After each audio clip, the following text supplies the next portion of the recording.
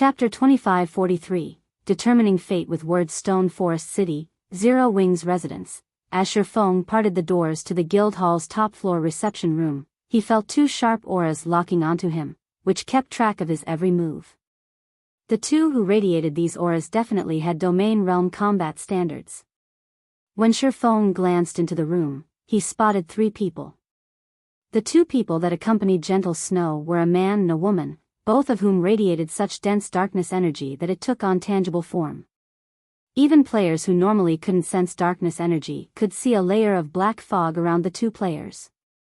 The woman looked like she was in her early 30s and was a rare Dark Knight class. She was also a member of the rarer Dark Wolfkin race. Her aura was only slightly weaker than Gentle Snow's, who wore a piece of fragmented legendary equipment. The elderly man beside her garbed himself in pitch-black robes and held a black staff. He had long, pointed ears and tainted the room's mana with an icy, dark aura. Ordinary Tier 2 magical class experts would find the mana here difficult to manipulate. A fallen half-elf? A hint of surprise flashed in Shifeng's eyes. Mana loved the elven race, and they were born with an extraordinary affinity for manipulating it. However, God's domain had a group of elves that had fallen to darkness in pursuit of mana's limits. They were known as fallen elves, and all natural elves relentlessly hunted them down. Fallen elves were unusual in God's domain, and players that successfully converted to the fallen half-elf race were even rarer. Of course, any superpower would target a fallen half-elf for recruitment. Fallen half-elves had an even stronger affinity for mana than ordinary half-elves, and their affinity for and control over the power of darkness was especially impressive. They could practically rival pure elves.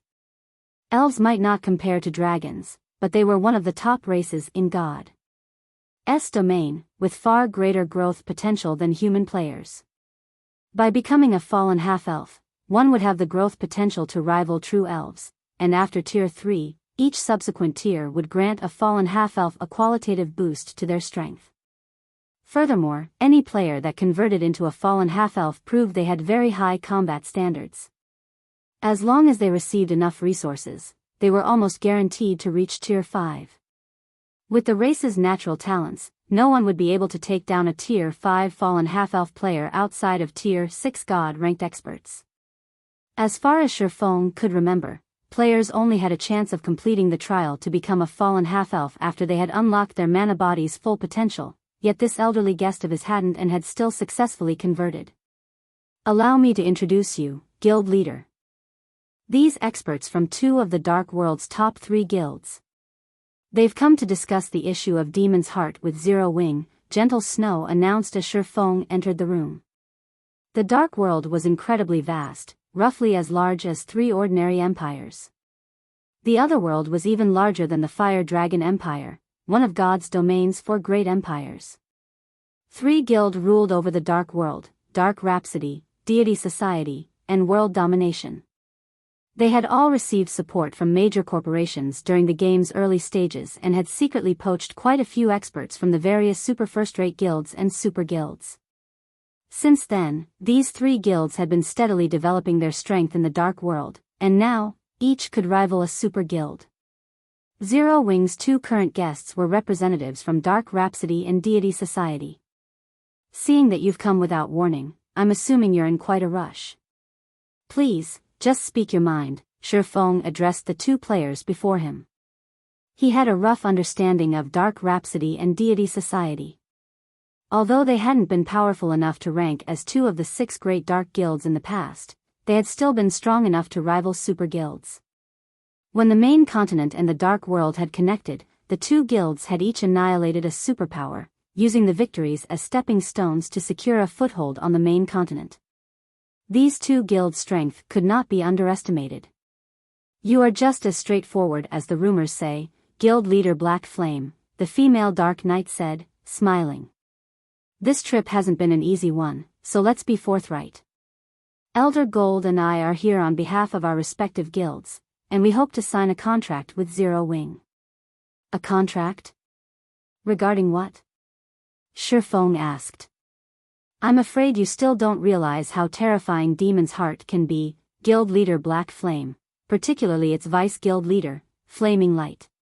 He holds the key to activate the passage between the Dark World and the main continent. After the humiliation the guild suffered at your hands, he's almost guaranteed to use it in the Cold Spring Forest. All of the Dark World's players will swarm the area, and Stone Forest City isn't likely to survive the coming storm, the fallen half-elf, whom the female Dark Knight had referred to as Elder Gold, said.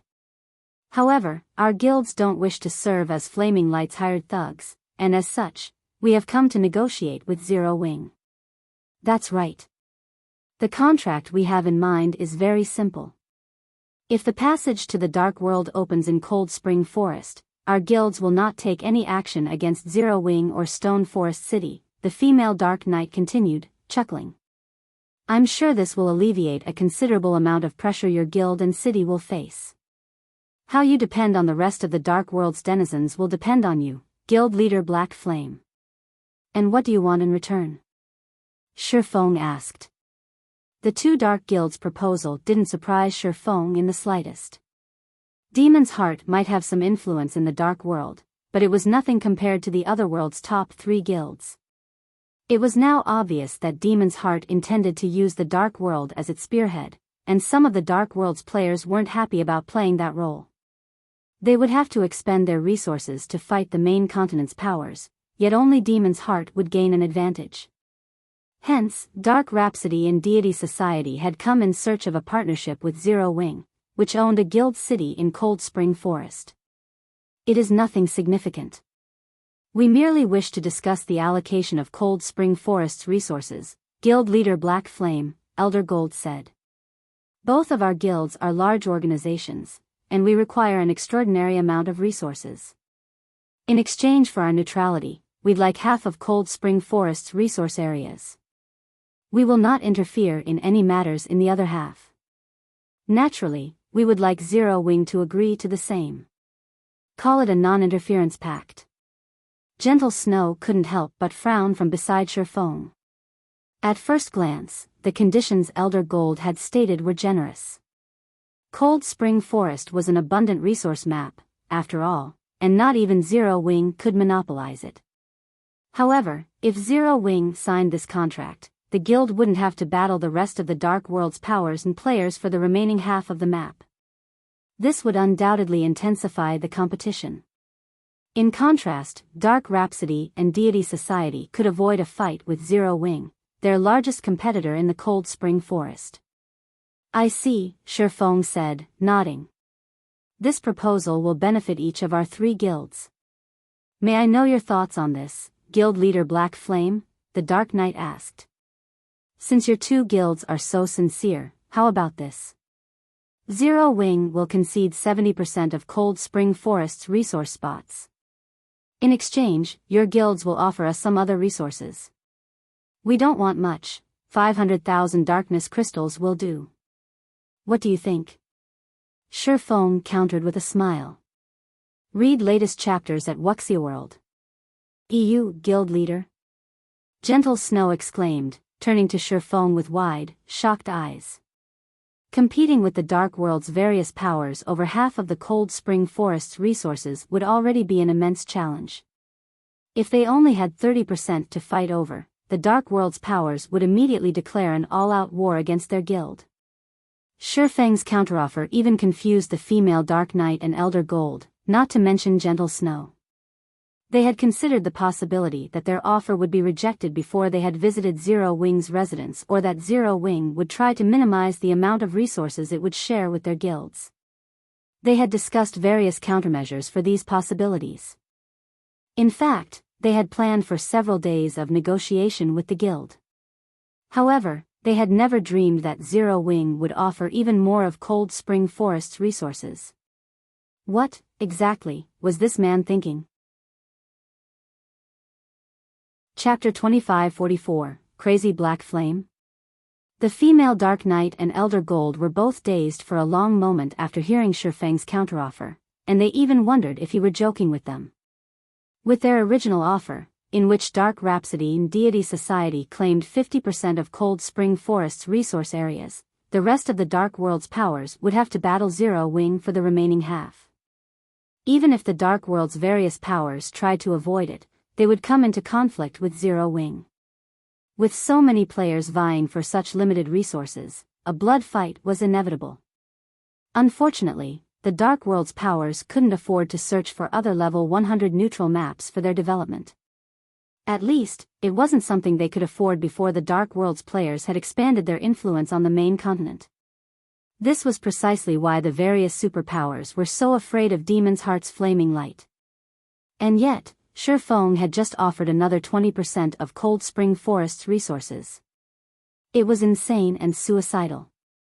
His counteroffer might seem wise to ordinary people, as doing so would allow Zero Wing to tighten its defensive line and secure better control over its resource areas, but Dark players would have no choice but to fight for those resources spots. None of the Otherworld's players would dare go against Dark Rhapsody and Deity Society. If the two guilds controlled more of the Cold Spring Forest, even more Dark players would have to fight Zero Wing for resources. Zero Wing's very survival in the map would be in question, not to mention obtaining resources in Cold Spring Forest. Has he given up on Stone Forest City? It was the only possibility the female Dark Knight could think of. Zero Wing wasn't about to face one or two superpowers, but an entire Otherworld. Moreover, it was an Otherworld with even more players than the Fire Dragon Empire, and not a single power could stand against such a force. Realizing this, Shifeng must have decided to abandon Cold Spring Forest's resources in exchange for the Dark World's precious darkness crystals. It was a worthwhile transaction, but no normal person would accept such an exchange. Developing a guild city required a massive amount of time and resources. Not just anyone could afford to abandon an entire guild city without a second thought. Are you serious, guild leader Black Flame? Elder Gold asked. He could not think of a single reason to refuse Shifeng's offer. Although 500,000 darkness crystals were valuable, they were insignificant compared to 70% of Cold Spring Forest's resource areas. Of course. If you don't believe me, I'll sign the contract right now, Shifeng replied, chuckling. Excellent. I agree to your offer on behalf of Deity Society. Elder Gold exclaimed, excitement glowing in his eyes. Only a fool would refuse.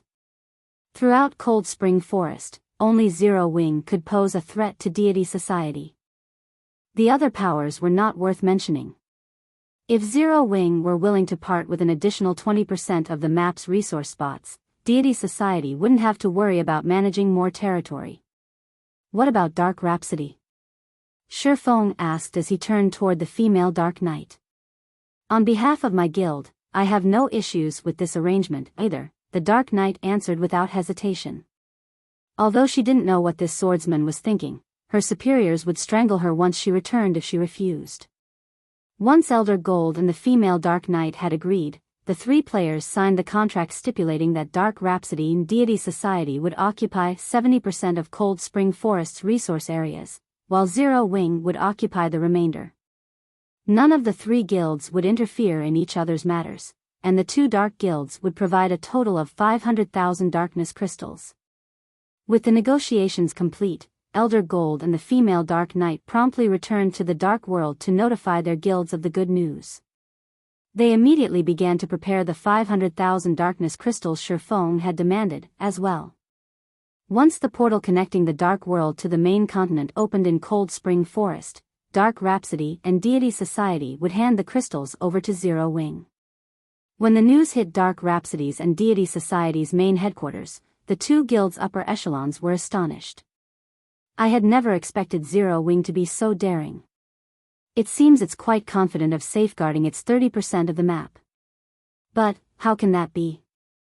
Zero Wing must realize that it cannot stop the Dark World's advance, it must be aiming for the next best option.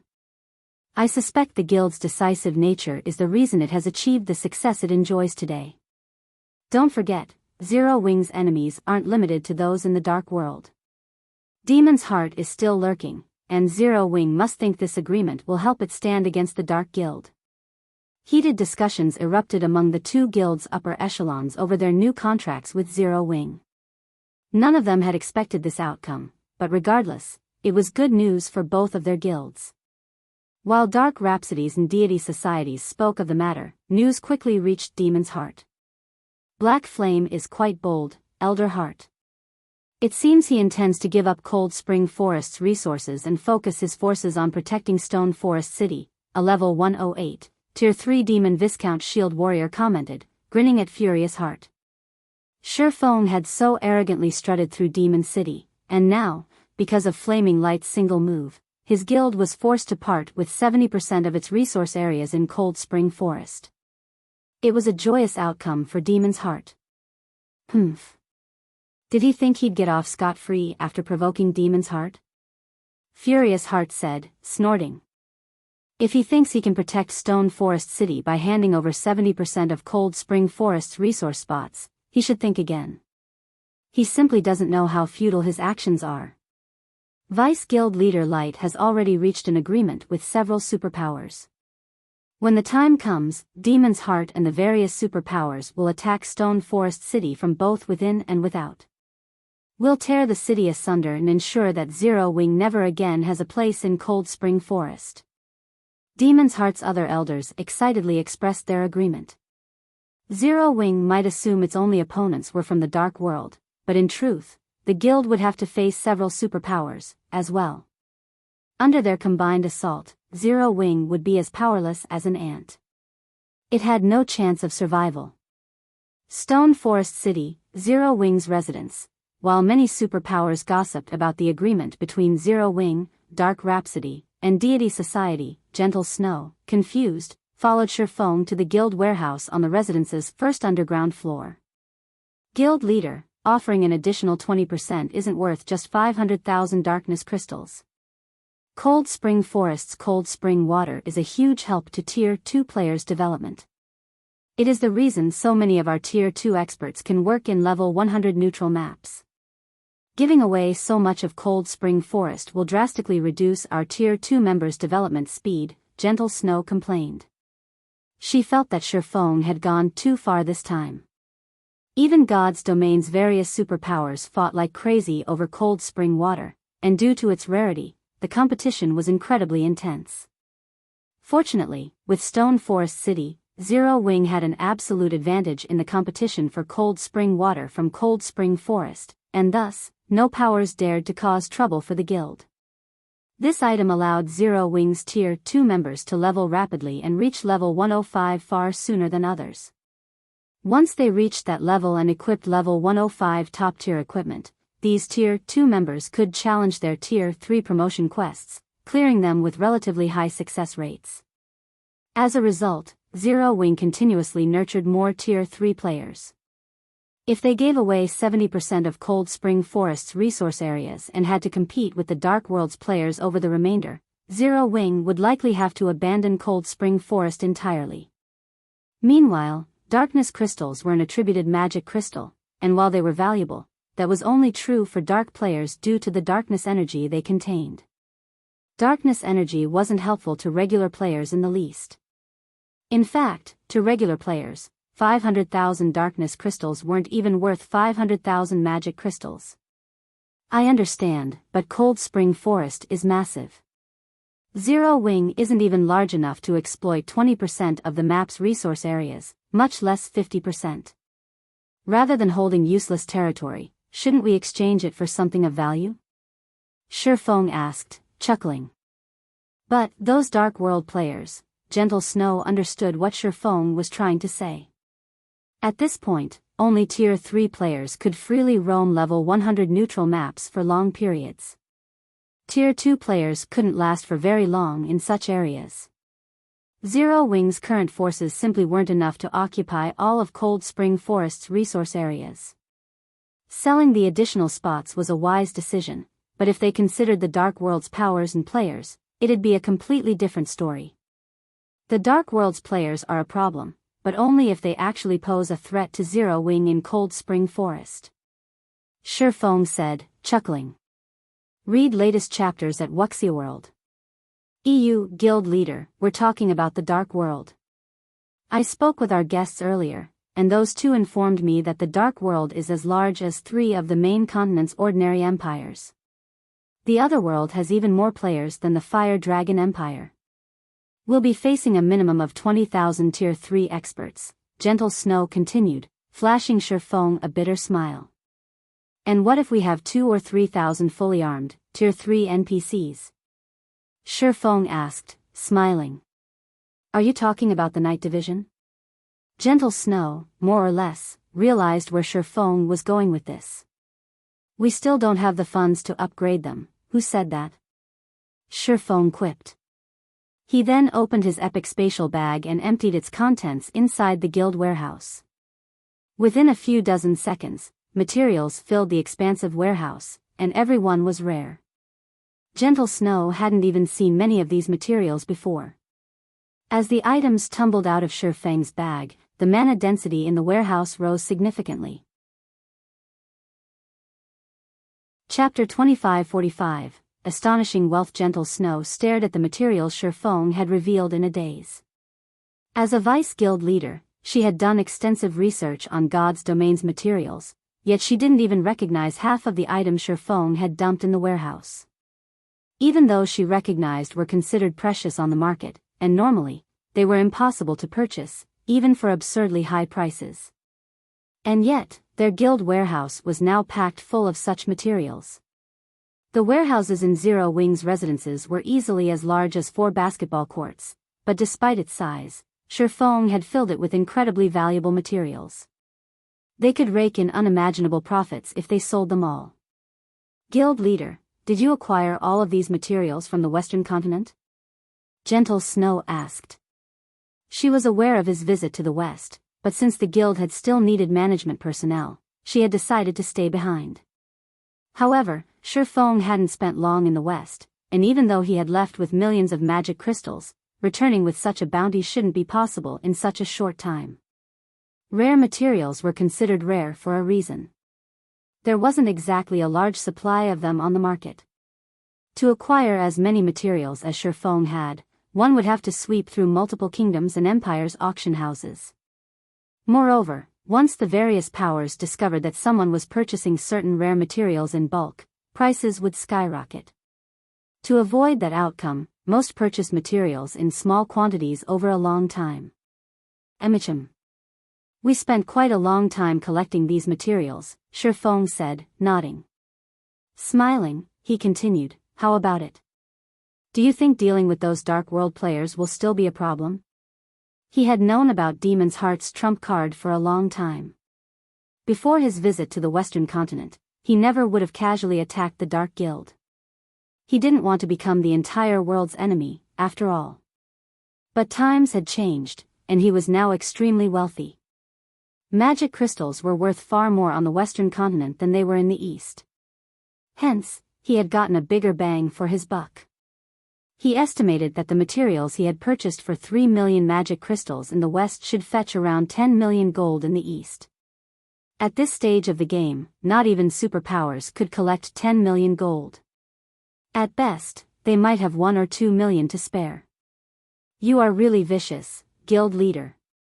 I can't believe you got your hands on so many materials unique to the Western continent.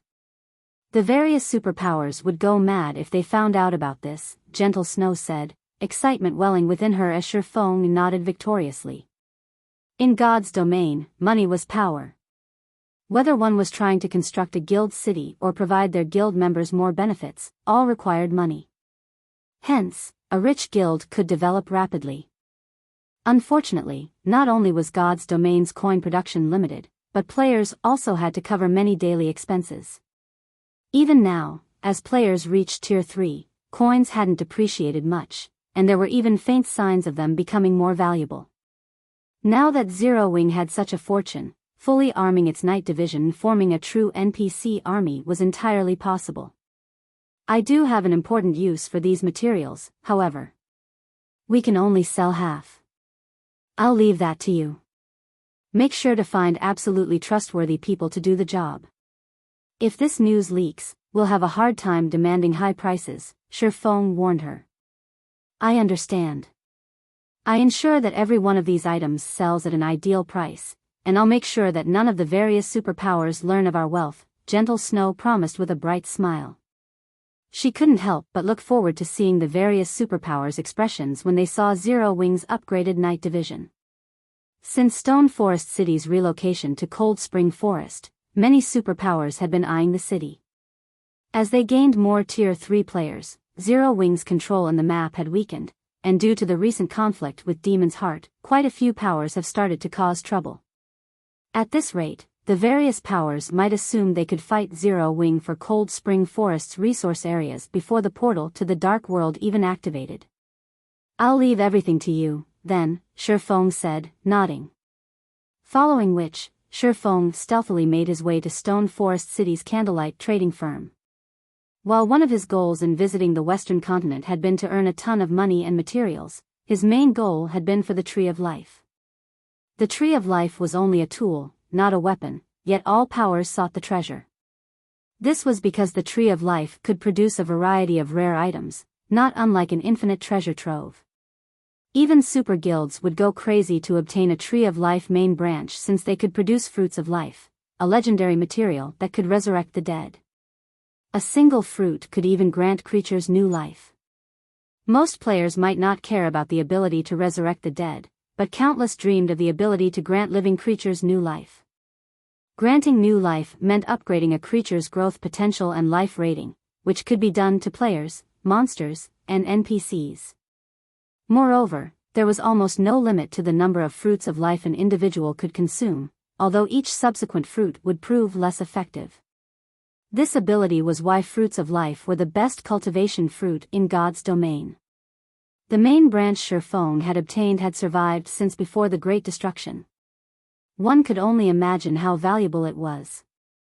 Stone Forest City, candlelight trading firm. Due to how attractive Stone Forest City was to Tier 3 players and the fact that the candlelight trading firm sold all sorts of master potions, the shop had become a hub for the various adventurer teams. In fact, any adventurer team wishing to develop in Stone Forest City first became an advanced member in Candlelight. Plenty of lifestyle players visited the trading firm as well.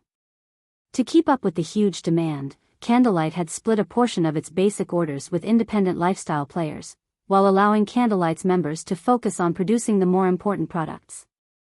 Not only did this increase the trading firm's operation scale, but it also increased productivity. At the same time, it also allowed independent players a chance to earn proficiency points while practicing their crafts. The independent lifestyle players that worked for Candlelight could also earn contribution points and exchange them for a plethora of recipes and materials. They could even spend points to rent special workshops and basic meditation rooms.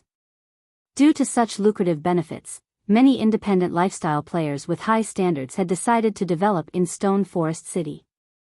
When Shifeng entered the candlelight trading firm, he found that the first floor hall was practically full of adventurer team players and lifestyle players. The trading firm was no less popular than auction houses in NPC cities.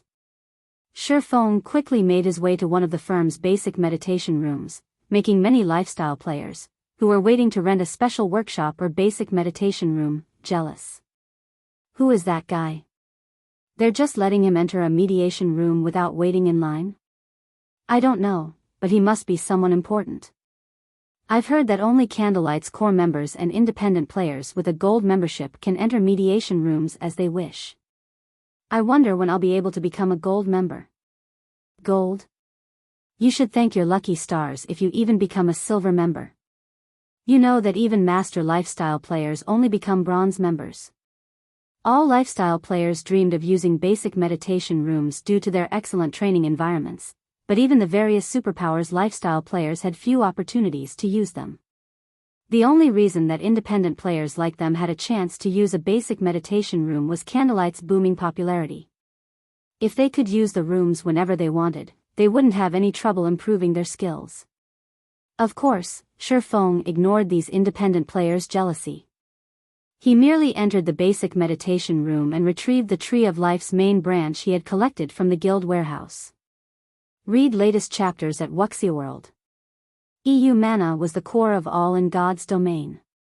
Players would obtain better results in both combat training and producing items in higher mana density environments. Thus, to increase his chances of restoring the main branch, he had deliberately shut himself in a basic meditation room. With the main branch in hand, Shifeng carefully pulled a brightly glowing crystal from his bag. The instant it touched the air, it illuminated the room, and he felt the crystal radiate warmth. This crystal was none other than the Star of Light, a legendary material he had obtained from the demon god's temptation. This should be enough mana. I just hope it can live. Shifeng nervously gulped as he merged the Star of Light and Tree of Life's main branch. Chapter 2546, Divine Artifact. When Shifeng merged the Star of Light with the withered branch, the mana inside the basic meditation room started gathering rapidly around the branch. In less than 3 seconds, a layer of white mist had formed around the withered branch. Moreover, this still wasn't the end of it. Afterward, the mana mist started condensing into drops of liquid mana on the branch and the area around it. Subsequently, the liquid mana flowed toward and into the branch's broken end. And with each drop of liquid mana that entered the withered branch, the branch quivered, giving off ripples of energy, as if some kind of creature was awakening. It seems the results are quite good. Shifeng grew elated when he sensed the ripples of energy from the withered branch. Previously, when he saw that the withered rate of the branch had reached 94%, he had somewhat despaired of reviving the branch already. Fortunately, there was no failure when trying to revive a Tree of Life's branch. One merely needed to provide it with a continuous supply of high-density mana and life energy. So long as that condition was met in sufficient quantity, the branch would grow into another Tree of Life. The only problem was that the quantity and density of mana and life energy required would vary depending on a branch's withered rate. Meanwhile, the materials capable of supplementing the mana and life energy that a 94% withered main branch required were incredibly rare. Fortunately, Shifeng had been lucky on his trip to the western continent this time and secured himself a Star of Light. Without it, he really wouldn't have any hope of resuscitating the withered branch he had. Following which, time passed by rapidly. Before he knew it, 8 hours had passed already. During this period, the withered branch had continuously condensed and absorbed liquid mana. Combined with the Star of Light's essence, the branch was now brimming with life energy. In fact, it had even started leafing. As green leaves kept sprouting on the branch, the life energy it radiated grew denser. Now, the entire room was brimming with life. It just awoke, yet the life energy it's giving off is already so dense. What is the rank of this Tree of Life? Shifeng was a little surprised when he sensed the life energy filling the room. If players rest in this room, their recovery rate will most likely more than double. In God's domain, even after players reach Tier 3, they still wouldn't be immune to the corrosive energies in level 100+ maps, they would merely be more resistant to these energies. After the corruption reached a certain point, they would still have to return to cities to rest. Otherwise, they would collapse from hunger or exhaustion or simply outright die. This was also the reason behind Stone Forest City's rapid development. However, even if players returned to a city to rest, they would still take a very long time to recover to their peak. While wealthy players also had the option of consuming mana-rich food and beverages to accelerate their recovery, these only improved the recovery rate by a few dozen %. If players rested inside this room, however, their recovery rate would increase by at least 100%. This was simply incredible. After all, expert players of God's domain consumed food and beverages that accelerated their recovery rate on a regular basis, to have more time grinding and exploring. Those of guild upper echelons would even take ancient potions to increase their recovery rate, which was extremely expensive. The cheaper ones cost around 20 or 30 gold per bottle, while expensive ones cost over 100 gold. Ancient potions were all consumables whose effects lasted only 4 to 6 hours. However, combining the effects of ancient potions and food that boosted recovery rate could just barely double players' recovery rate. Now, however, a Tree of Life's branch that had just been revived could grant this effect merely by being present inside a room. If news of this spread, the various powers of God's domain would definitely go crazy with envy. After all, an ancient potion granted its effects to only one person. The Tree of Life's branch, however, could aid all the players resting inside the room it was in. Setting all else aside, this branch alone would already give Zero Wing's main force members a huge lead over the various superpowers experts when it came to leveling up and improving their strength. Meanwhile, as Shi Feng was reeling in astonishment from the passive effects the Tree of Life's main branch displayed, the branch in question suddenly released an emerald glow. It then transformed into a sapling. The instant the sapling took shape, Shi Feng felt an indescribably heavy pressure on him. The sapling had actually sucked the basic meditation room dry of mana. If not for Shi Feng having fully unlocked his mana body, the sapling's action would have most likely killed him. Unable to hold back his curiosity, Shi Feng promptly called out the sapling's attribute panel. Crap! It's actually a divine artifact? Shi Feng was stunned when he saw the statistics displayed before him. Ancient Tree of Life sapling, fragmented divine artifact rank, a sapling brimming with life energy. The sapling also contains a trace of the world's aura before the Great Destruction. This sapling is capable of producing 17 drops of water of life daily, 3 nuclei of life every 3 days, and 1 fruit of life every 7 days. This sapling can survive only in places with high mana density. Capable of growth. Requires a large amount of dense and pure energy to grow. Current growth rate 0%. Previously, he had merely speculated that the branch he obtained was a divine artifact because it had existed since ancient times, and the environment in ancient times was many times better than the environment in the current god's domain. However, he never thought that the main branch would actually turn out to be a divine artifact. Although it was a fragmented one, it was still a bona fide divine artifact. It wasn't some powerful legendary item labeled as a divine artifact. Divine artifacts could bring entire races to prosperity. They were existences that even ancient gods would fight tooth and nail for. Even the almighty war god's temple had only 2 divine artifacts in its warehouse. If news of this sapling got out, let alone players, even the NPC powers of God's domain would most likely take action, particularly the dark powers, which would definitely destroy Stone Forest City. In fact, they wouldn't mind drowning an entire empire in flames to get their hands on this sapling. Hence, while Shi Feng was indeed ecstatic to see that the sapling turned out to be a fragmented divine artifact, his emotions were complicated as he looked at the sapling. Moreover, resuscitating a Tree of Life's branch wasn't the most difficult part about growing a Tree of Life. After all, so long as players found the right materials to supply the branch with mana and life energy, they would be able to revive it.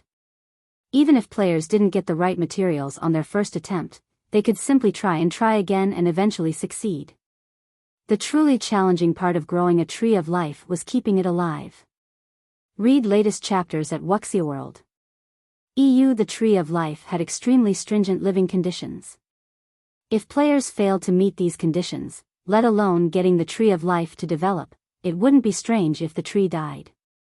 Then, players would have to find more materials to resuscitate it. One of the main conditions to keep a Tree of Life alive was to plant it in a location with sufficiently dense mana. Originally, Shi Feng had thought he could rely on Stone Forest City's environment to grow his Tree of Life. After all, even if he managed to revive his branch, it would only become a sapling. The amount of mana a sapling required wasn't as much as what a mature Tree of Life needed. In fact, with Stone Forest City's mana environment, he was confident he could grow even a legendary ranked sapling. However, for the fragmented divine artifact ranked sapling before him, he discovered that even one of the city's basic meditation rooms couldn't supply the sapling's mana requirements. It seems that if I don't upgrade Stone Forest City, I can't even touch this Tree of Life. Shi Feng revealed a bitter smile as he looked at the sapling hovering before him. He then contacted Gentle Snow and asked, "Snow, how are things coming along on your side?" Chapter 2547, Foundations Ready, Reconstructing Stone Forest City. I already had my men make the necessary preparations. However, quite a few superpowers are selling the Western continent's materials right now, so we'll have to wait a while to get a better price, Gentle Snow answered upon hearing Shi Feng's question. Although the Western continent's rare materials were very precious on the Eastern continent, there were still some superpowers that sold them. To get a better price for the materials Shifeng brought back and to avoid significant price fluctuations, they had to not only split the materials across numerous kingdoms and empires but also consider the timing and sell only the materials that were unavailable or in low supply. Only by doing so would they be able to get the best price for their materials. For the current Zero Wing, though, handling these matters wasn't a problem at all. Stop waiting. Sell whatever you can right now, Shifeng said after giving the matter some thought. So soon? Gentle Snow was a little confused by Shifeng's decision. The price they could get from selling the materials quickly would be considerably different from what they would get if they sold the materials gradually. After all, not everybody had a use for the Western continent's rare materials. If they sold these materials in bulk, they would saturate the market very quickly, which would reduce their profits. Emichim. I'm in urgent need of money right now, Shifeng said, nodding. If possible, he would prefer not to act precipitately either. However, plans were always subject to change. He never thought that the Tree of Life's branch he obtained would really turn out to be a divine artifact, albeit a fragmented one. The density of the mana that a fragmented divine artifact ranked Tree of Life's sapling required was something even the basic meditation room, the place with the highest ambient mana in Stone Forest City, was incapable of supplying. A Tree of Life's sapling was different from other items. Once it formed, it could not be stored inside a bag for however long players wanted. Instead, it would live for just 2 or 3 days.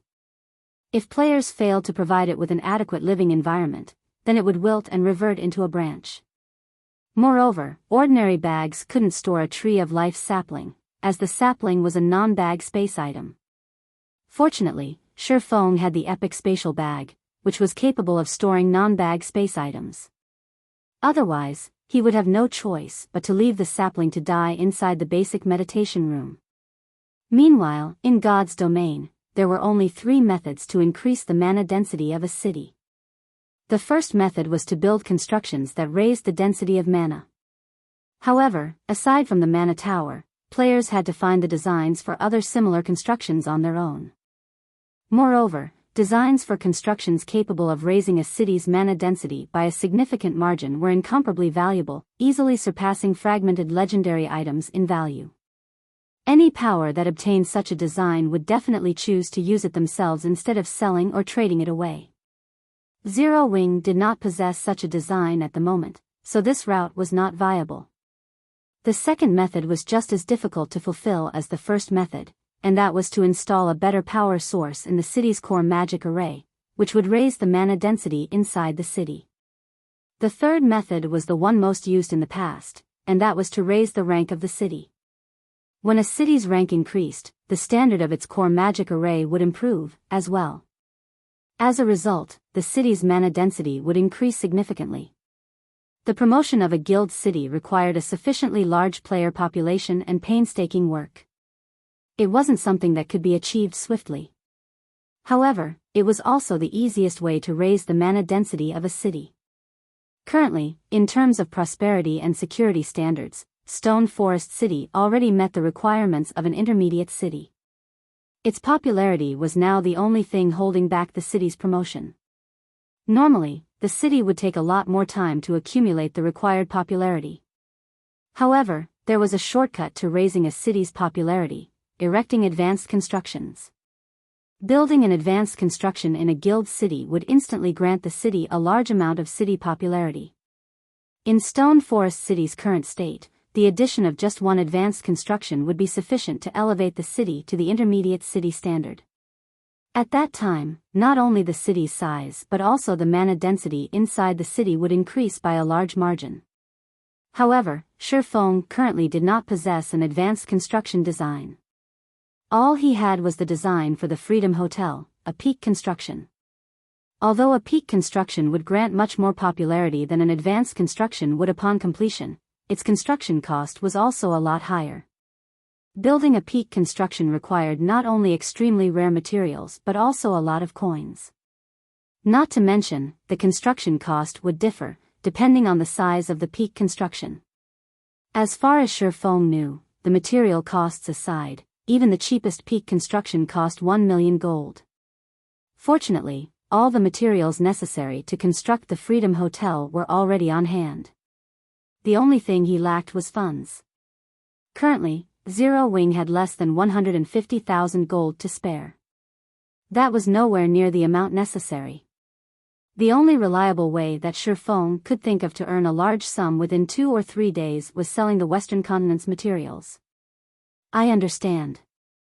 I'll try to sell all the materials the various kingdoms and empires lack as soon as possible. If it's still not enough, I can also sell materials that are already available on the market, Gentle Snow said, nodding when she saw the serious look on Shifeng's face. I'll leave it to you, then, Shifeng said before disconnecting the call. He then left the candlelight trading firm and personally conducted the preparation work necessary to construct the Freedom Hotel. As one of the few peak constructions available in God's domain, the Freedom Hotel was not easy to build. It required not only a large number of master architects but also a large number of master magicians. Without the technical expertise of a master magician, one shouldn't even think of constructing the Freedom Hotel. This was also the reason why Shifeng had not been in a hurry to construct the Freedom Hotel even after obtaining its design. Meanwhile, as Shifeng was gathering the necessary workforce to construct the Freedom Hotel, the various superpowers members, who were keeping an eye on Zero Wing's every action, were stupefied by this situation. What's Black Flame trying to do?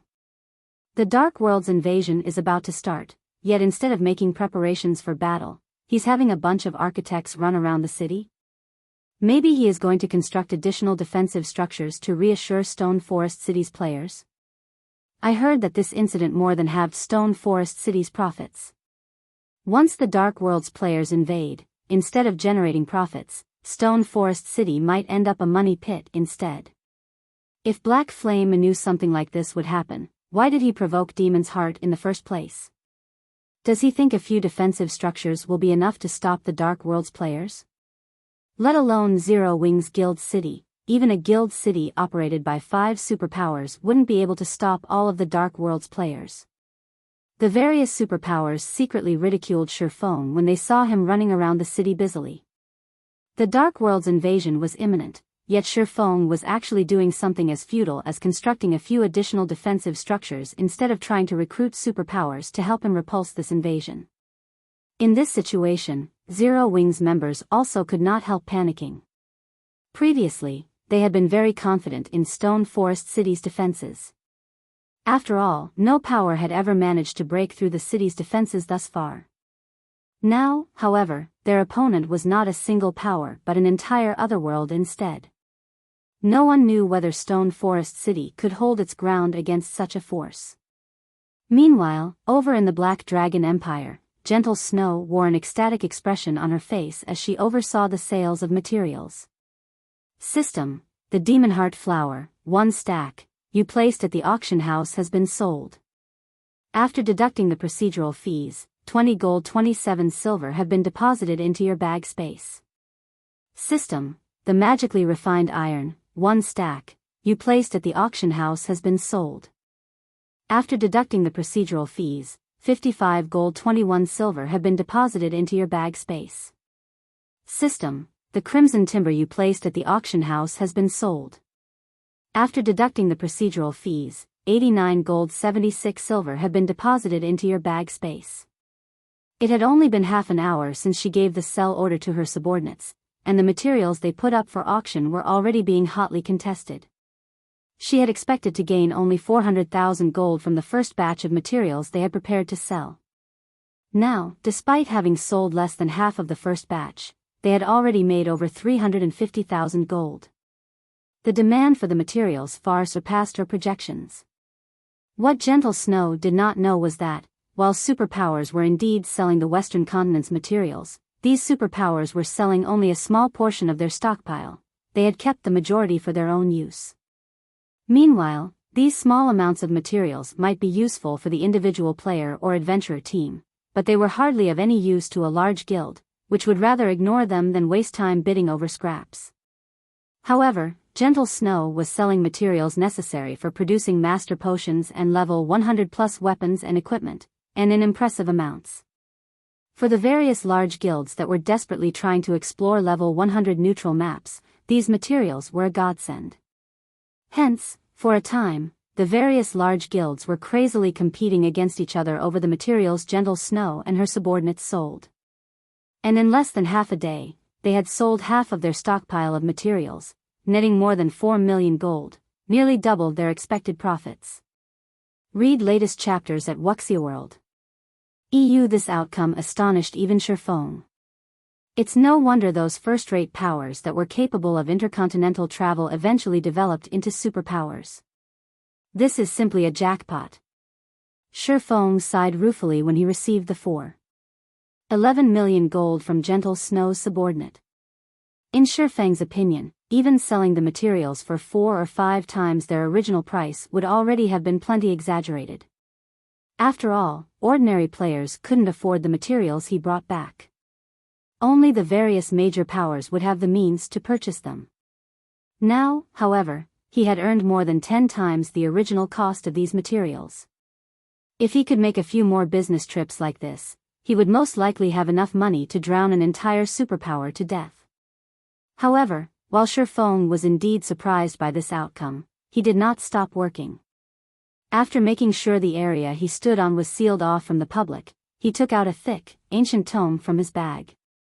This tome was none other than the Freedom Hotel design system. You now possess all the necessary construction materials and land to construct the Freedom Hotel. Do you wish to start its construction? Chapter 2548, Freedom Hotel surprise appearance. Upon receiving the system notification, Shifeng took a deep breath and chose to construct the Freedom Hotel. Immediately afterward, he received another system notification. System, please choose the size of the Freedom Hotel you wish to build. A small one will cost 1,200,000 gold, a medium one will cost 1,500,000 gold, and a large one will cost 2 million gold. Sure enough, it really is expensive. Shifeng was flabbergasted when he saw the prices listed. Although he had known that peak constructions cost a ton to build, he still found it difficult to accept after seeing the prices with his own eyes. With 1.2 million gold, one could easily construct 2 or 3 guild cities. It was an astronomical amount of money, even for superpowers, enough to let a first-rate guild achieve rapid development. Now, however, this sum was necessary just to construct a small Freedom Hotel. It was no exaggeration to say that peak constructions were things that only the various superpowers could afford. Other powers would only be able to use the design as a decoration. Constructing the real thing would be beyond their means.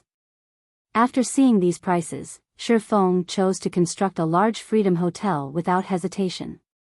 Originally, he had planned to construct only a small Freedom Hotel for the sole purpose of upgrading Stone Forest City into an intermediate city. However, since he had gained a much larger harvest than he initially expected from selling the Western continent's rare materials, he naturally had no need to be stingy with his coins. After all, the difference between a small Freedom Hotel and a large Freedom Hotel was massive. Although both small and large Freedom Hotels possessed the same functions, a small Freedom Hotel had only 8 floors. In comparison, a large Freedom Hotel had a total of 32 floors. Starting out with a small Freedom Hotel and gradually upgrading it into a large Freedom Hotel would also be many times more expensive than constructing a large Freedom Hotel directly. Hence, in a situation where funds were plentiful, most powers would choose to construct a large Freedom Hotel from the get-go. As soon as Shifeng chose to construct a large Freedom Hotel, 2 million gold disappeared from his bag space, the coins transforming into a streak of golden light that flowed into the Freedom Hotel design in his hands. In the next moment, construction magic arrays started appearing on the tome's numerous pages. Every one of these designs was extremely complex, and even the simplest one was an advanced magic array. If someone below the Master Magician standard were to look at these magic arrays, they would most likely have a huge headache. Fortunately, most of these magic arrays could be retrieved from the design and engraved on the finished construction directly. Otherwise, if Shifeng had to do all the magic arrays required for the Freedom Hotel from scratch, he definitely wouldn't be able to manage. short of reaching the Grandmaster Magician standard. "Alright, everyone, start working," Shi Feng said after seeing the magic arrays appear on the design. In the next moment, over 100 architects sprang into action while holding a copy of the Freedom Hotel design. Some architects started refining materials, while some started fragmenting materials. The construction of the Freedom Hotel progressed smoothly under Shi Feng's direction. As for Shi Feng himself, he frantically engraved magic arrays on the finished portions of the Freedom Hotel. At the same time as Shi Feng was constructing the Freedom Hotel, inside a high-class restaurant in a border town of the Ten Saints Empire. Currently, not only was the restaurant fully booked, but several dozen Tier 3 peak experts also stood guard around it, the imposing aura these players exuded deterring passers-by from approaching the restaurant. Several people were seated inside the restaurant's top-floor room. If the upper echelons of the Ten Saints Empire's various superpowers were to see these people, they would definitely receive a fright. This was because every player inside this room was a big shot in God's domain. They were existences capable of shaking up entire kingdoms and empires with their decisions. Among those present, the person with the highest status would have to be Cold Shadow, a Vice Guild leader of mythology. Vice Guild Leader Light, how are the preparations on your side coming along? I heard that the Dark World's Dark Rhapsody and Deity Society have signed a non-interference agreement with Zero Wing, a level 108, white-clad, elderly man sporting Pantheon's guild emblem asked as he looked at the indifferent and handsome youth seated beside him. Our preparations are nearly complete. The Dark World side just needs a little more time. Elder South, please rest assured. Those two guilds might have great influence over the Dark World, but the number of experts they command are nothing when compared to the expert population of the entire Dark World. In addition, we have reached an agreement with World Domination, which will help us add fuel to the fire. At that time, so long as no power assists Zero Wing, Stone Forest City will fall quickly, the handsome youth named Flaming Light replied with a chuckle. You can also rest assured on this point, Vice Guild Leader Light. Starlink has already sent greetings to the various powers operating around Stone Forest City. They definitely will not assist Zero Wing in fending off the Dark World's experts, Lu Xinglua said, smiling. Originally, Lu Xinglua had been racking his brain over how to deal with Zero Wing, which was growing stronger by the day. However, Shi Feng had actually dared offend a hot potato like Demon's Heart. Since that was the case, Lu Xinglua naturally wouldn't mind sending Zero Wing on its way. An entire world filled with dark players. Even Lu Xinglua himself did not have the confidence to go up against such a force, yet Shi Feng had actually taken the initiative to challenge this force. Zero Wing's guild leader simply did not know the meaning of death. So long as Zero Wing lost the goldmine known as Stone Forest City, with Starlink's financial strength, stomping Zero Wing to death would be a piece of cake. When the time comes, I'll have to rely on everyone present. As for the distribution of Stone Forest City's shares that comes afterward, Demon's Heart will take no part in it. Moreover, I believe the Dark World's top 3 guilds also won't dare interfere in this matter. Everyone present will be free to decide what to do with Stone Forest City. I only hope that we can put a swift end to this affair. If Zero Wing focuses fully on defense, I'm afraid even our side will have trouble taking down Stone Forest City, Flaming Light said. You don't have to worry about this point, Cold Shadow said suddenly. I have already promised Stone Forest City's various adventurer teams that I will purchase their materials at a high price and also let them exchange for a limited number of combat runes. I believe Stone Forest City's adventurer teams will no longer sell their materials to Zero Wing. Without the materials of these adventurer teams, Zero Wing won't be able to sustain its daily operations. Once the Dark World's portal opens, Zero Wing won't even be able to gather materials on its own. In that case, Zero Wing will implode in a matter of days. Upon hearing Cold Shadow's words, everyone present could not help but gasp in shock at her ruthlessness. Combat runes were items unique to the Western continent and were something the Eastern continent's various powers had been dreaming of obtaining, in order to raise the combat power of their members by a large margin. If an entire team were equipped with combat runes, it would have a much easier time raiding team dungeons and field bosses. Due to the effectiveness of the combat runes, the Eastern continent's various superpowers were sparing no expense to purchase them, with some going as far as using magic crystals for payment. Adventurer teams didn't even get a chance to purchase these combat runes. Now that Cold Shadow was offering to let Stone Forest City's adventurer teams exchange for some combat runes, those adventurer teams would definitely accept her offer without hesitation. With this, Zero Wing would truly have to fend off the Dark World's invasion by itself. Due to this matter, the members of Stone Forest City's adventurer teams were currently holding secret discussions. At the same time, they were also gathering materials to exchange for Mythology's combat runes. They were not selling any of the materials they harvested from Cold Spring Forest to Zero Wing at all. Read latest chapters at Wuxia World. Zero Wing really knows how to hold its breath. Our adventurer teams have clearly stopped supplying it with materials, yet instead of raising its purchasing price, it is actually constructing something new. Does Zero Wing really think it can survive the Dark World's invasion with just a few additional defensive structures? Maybe Zero Wing is trying to make a quick buck before it falls. After all, so long as the Dark World's portal opens, everything will be over. As the adventurer team players looked at the magic array enveloping the Freedom Hotel, which was under construction, they could not help speculating about it among themselves. So what if Zero Wing's black flame was strong? It was useless even if he had the strength to go up against a superpower single-handedly.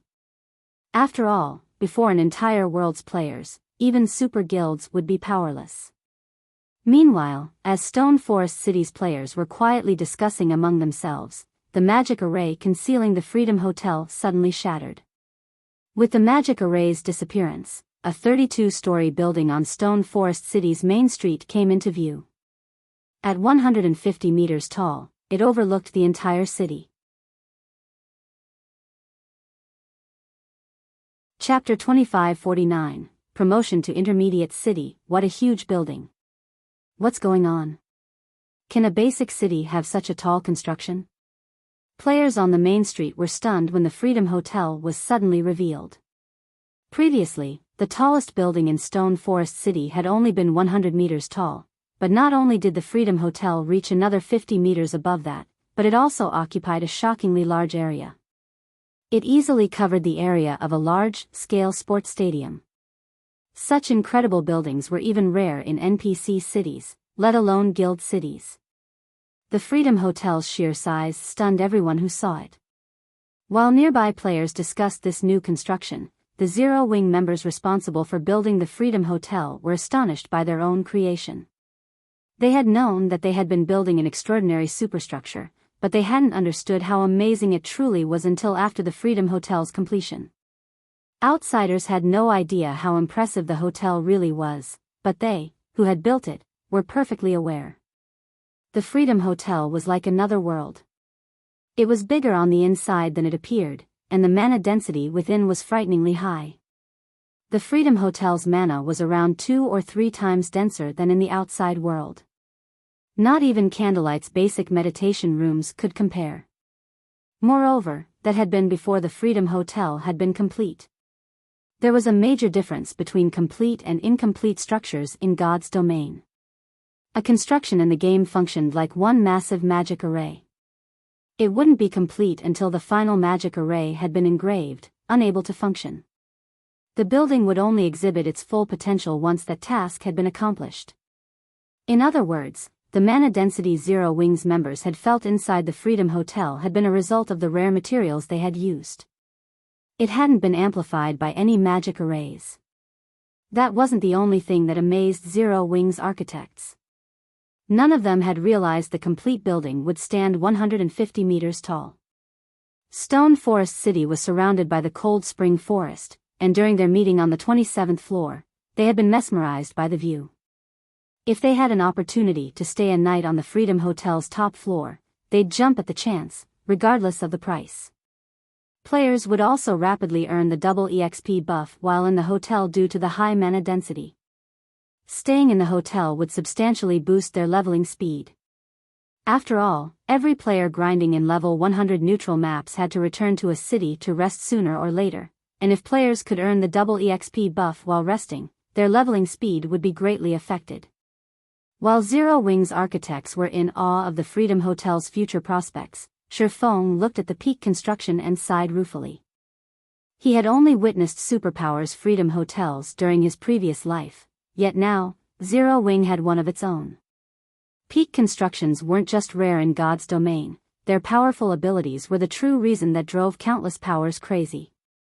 Before Shifeng could call up the hotel system interface and inspect it properly, however, he heard the sounds of a series of system notifications. System: the large Freedom Hotel is complete. All players involved in the construction receive level +1 and 8,000 free lifestyle proficiency points. System: the large Freedom Hotel is complete. Stone Forest City's popularity increased by 100,000 points, city prosperity level +1, and Stone Forest City's popularity accumulation speed increased by 10%. System: congratulations. Stone Forest City is the first guild city to own a peak construction. Rewarding Freedom City title. This title will encourage more NPCs to visit Stone Forest City. System: Stone Forest City has met the qualifications for its promotion into an intermediate city. Do you wish to promote it to an intermediate city? By the time the system notifications ended, Shifeng had risen from level 111 to level 112, saving several days of grinding. The abundant rewards even surprised him. I got the Freedom City title, just like that? Shifeng stared at the system notifications, at a loss for words. Obtaining titles in God's domain was relatively easy, but the same couldn't be said for towns and cities. Every power with a guild city dreamed of obtaining the Freedom City title, in particular.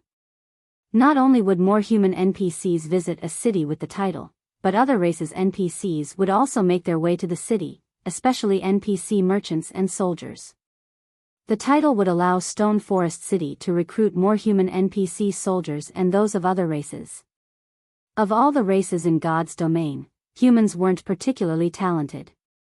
They neither had impressive physiques and an affinity for the earth as giants did, nor did they have the magical gifts or keen senses of the elves and Ors, respectively. To put it simply, humans didn't have any outstanding advantages. Their legacies and relentless research were the only reasons that humans were able to occupy a significant portion of the main continent. There was also the fact that there were more humans than other races. In terms of combat power, human NPCs were far inferior to giants, elves, and Ors. Shifeng didn't give the matter much thought, however. The Freedom City title might be a major boon, but it wouldn't be immediately effective. More importantly, Stone Forest City was ready for its promotion. An intermediate city. Current powers might not yet realize how important an intermediate city was. They only saw it as a larger city, able to accommodate more players. At best, it could rival NPC cities.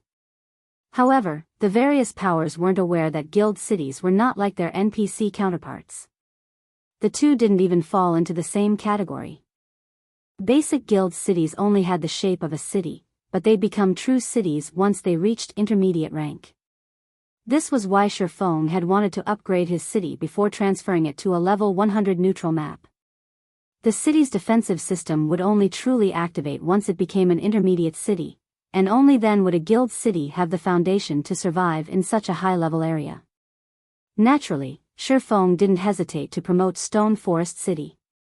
System: Stone Forest City is located in Cold Spring Forest, a level 100 neutral map. Promoting it into an intermediate city will cost 500,000 gold and 100,000 magic crystals. Do you wish to proceed? Promote. Shifeng confirmed.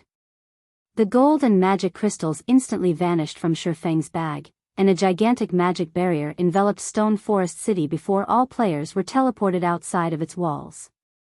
What's going on? Why was I suddenly teleported outside? What's happening to Stone Forest City? Read latest chapters at Wuxia World. The players looked up at the magic barrier around the city in stunned confusion. They had no idea what was happening. After a moment, however, some guild players' expressions shifted to shock. Is Zero Wing relocating Stone Forest City again? No, I've seen some guild towns promotions before. This magic barrier looks similar. I think Zero Wing is promoting the city. What? Are you serious? Stone Forest City is being promoted. Chapter 2550, Stone Forest City. Stone Forest City's being promoted. When they heard someone mention Stone Forest City's promotion, the crowd, which had been forcefully teleported out of the city, fell silent as everyone stared at the magic barrier in astonishment. Guild Town's promotions had already become a common sight, but not a single guild had upgraded its city to intermediate rank. The promotion requirements were just too high, and fulfilling them required a long time. And yet, when the various superpowers only had a few basic guild cities under their control, and none were in level 100 neutral maps, Zero Wing was promoting Stone Forest City. Stone Forest City has actually met the promotion requirements. Zero Wing really lucked out. With an intermediate city's defenses, even the Dark World's players will have a hard time taking it down. You're not seeing the big picture. Stone Forest City has merely become an intermediate city, it isn't a main city. How much stronger could its defenses have possibly become?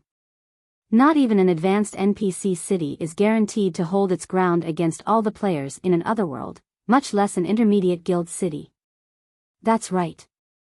As long as those players capture Stone Forest City, Zero Wing will regret promoting its city even more. Although everyone was surprised by Stone Forest City's promotion to intermediate rank, they didn't think it was good news for Zero Wing. The Dark World still posed a threat. The news quickly reached the various superpowers' upper echelons. They fell into heated discussions about the situation. Ten Saints Empire, Crimson Emperor's residence, upper echelons lounge, and here I thought Zero Wing would do something outstanding. So, its trump card turns out to be an intermediate city, a fierce man in the lounge disdainfully commented as he read the latest report on Stone Forest City. He had already reached level 108 and radiated a lethal aura. The man turned his gaze on the woman in white resting nearby and continued, "Illusory, it seems your gamble won't pay off. Does Zero Wing truly think an intermediate city can stop the Dark World's forces and various superpowers' joint assault? The Grand Elders aren't pleased with you after your strong objections to partnering with Demon's Heart. If Zero Wing can't even survive in Cold Spring Forest, not only will you lose your position as Vice Guild Leader, but they might also stick you with the reserves forever. I merely offered a suggestion. Wasn't the guild leader responsible for the final decision?" Illusory words shot back, rolling her eyes. Earnestly, she continued, "I still can't shake the feeling that Zero Wing won't go down so easily. This is just like the shock I felt when Black Flame and his team actually broke into Demon City. Besides, even if Crimson Emperor doesn't participate in the assault, we have nothing to lose, right? We might not lose anything, but dark players will rule God's domain in the future. Demon's Heart's development speed is astounding. Based on our reports, Demon's Heart has secretly allied with several powers that are just as strong as super guilds. If we form a beneficial relationship with Demon's Heart, developing in level 100 neutral maps will be much easier in the future," the fierce man prudently countered. "If we participate in Demon's Heart's plan, Crimson Emperor can befriend the Dark Guild and secure a share of Stone Forest City's benefits. The Grand Elders are likely cursing you for the suggestion right about now. This should have been a chance for Crimson Emperor to profit, but that chance is gone. They'll definitely make you pay for it. Don't blame me for this. There's no harm in being careful." The guild leader likely agreed to my suggestion, thinking the same. God's domain is too unstable right now, and the atmosphere among the various superpowers is growing tenser. Once the Dark World connects to the main continent, we'll reach a tipping point. I wouldn't even be surprised if we see superpowers fall, Illusory Word said, smiling bitterly. Initially, she hadn't wanted to dissuade her guild from allying with Demon's Heart and attacking Zero Wing with the other superpowers. She actually agreed that Zero Wing was doomed this time. However, when she recalled Shifeng's performance in Demon City and his mythical display in the Dark Den, she hadn't been able to keep silent against partnering with Demon's Heart. Others might think her suggestion had been ludicrous, but only those who had personally experienced the shock of watching Shifeng single-handedly stop a Tier 5 Demon King's attack would understand how frighteningly powerful the swordsman was. You'll have to explain yourself to the Grand Elders. They just instructed me to visit Stone Forest City with our main force. If Zero Wing's position is lacking, we'll cooperate with the other superpowers, the fierce man said, shrugging helplessly. They're acting already? Illusory Words was a little surprised. Is Demon's Heart on the move? They had only received news of Stone Forest City's promotion a few minutes ago, yet the guild's Grand Elders had already decided to abandon Zero Wing if the situation turned south.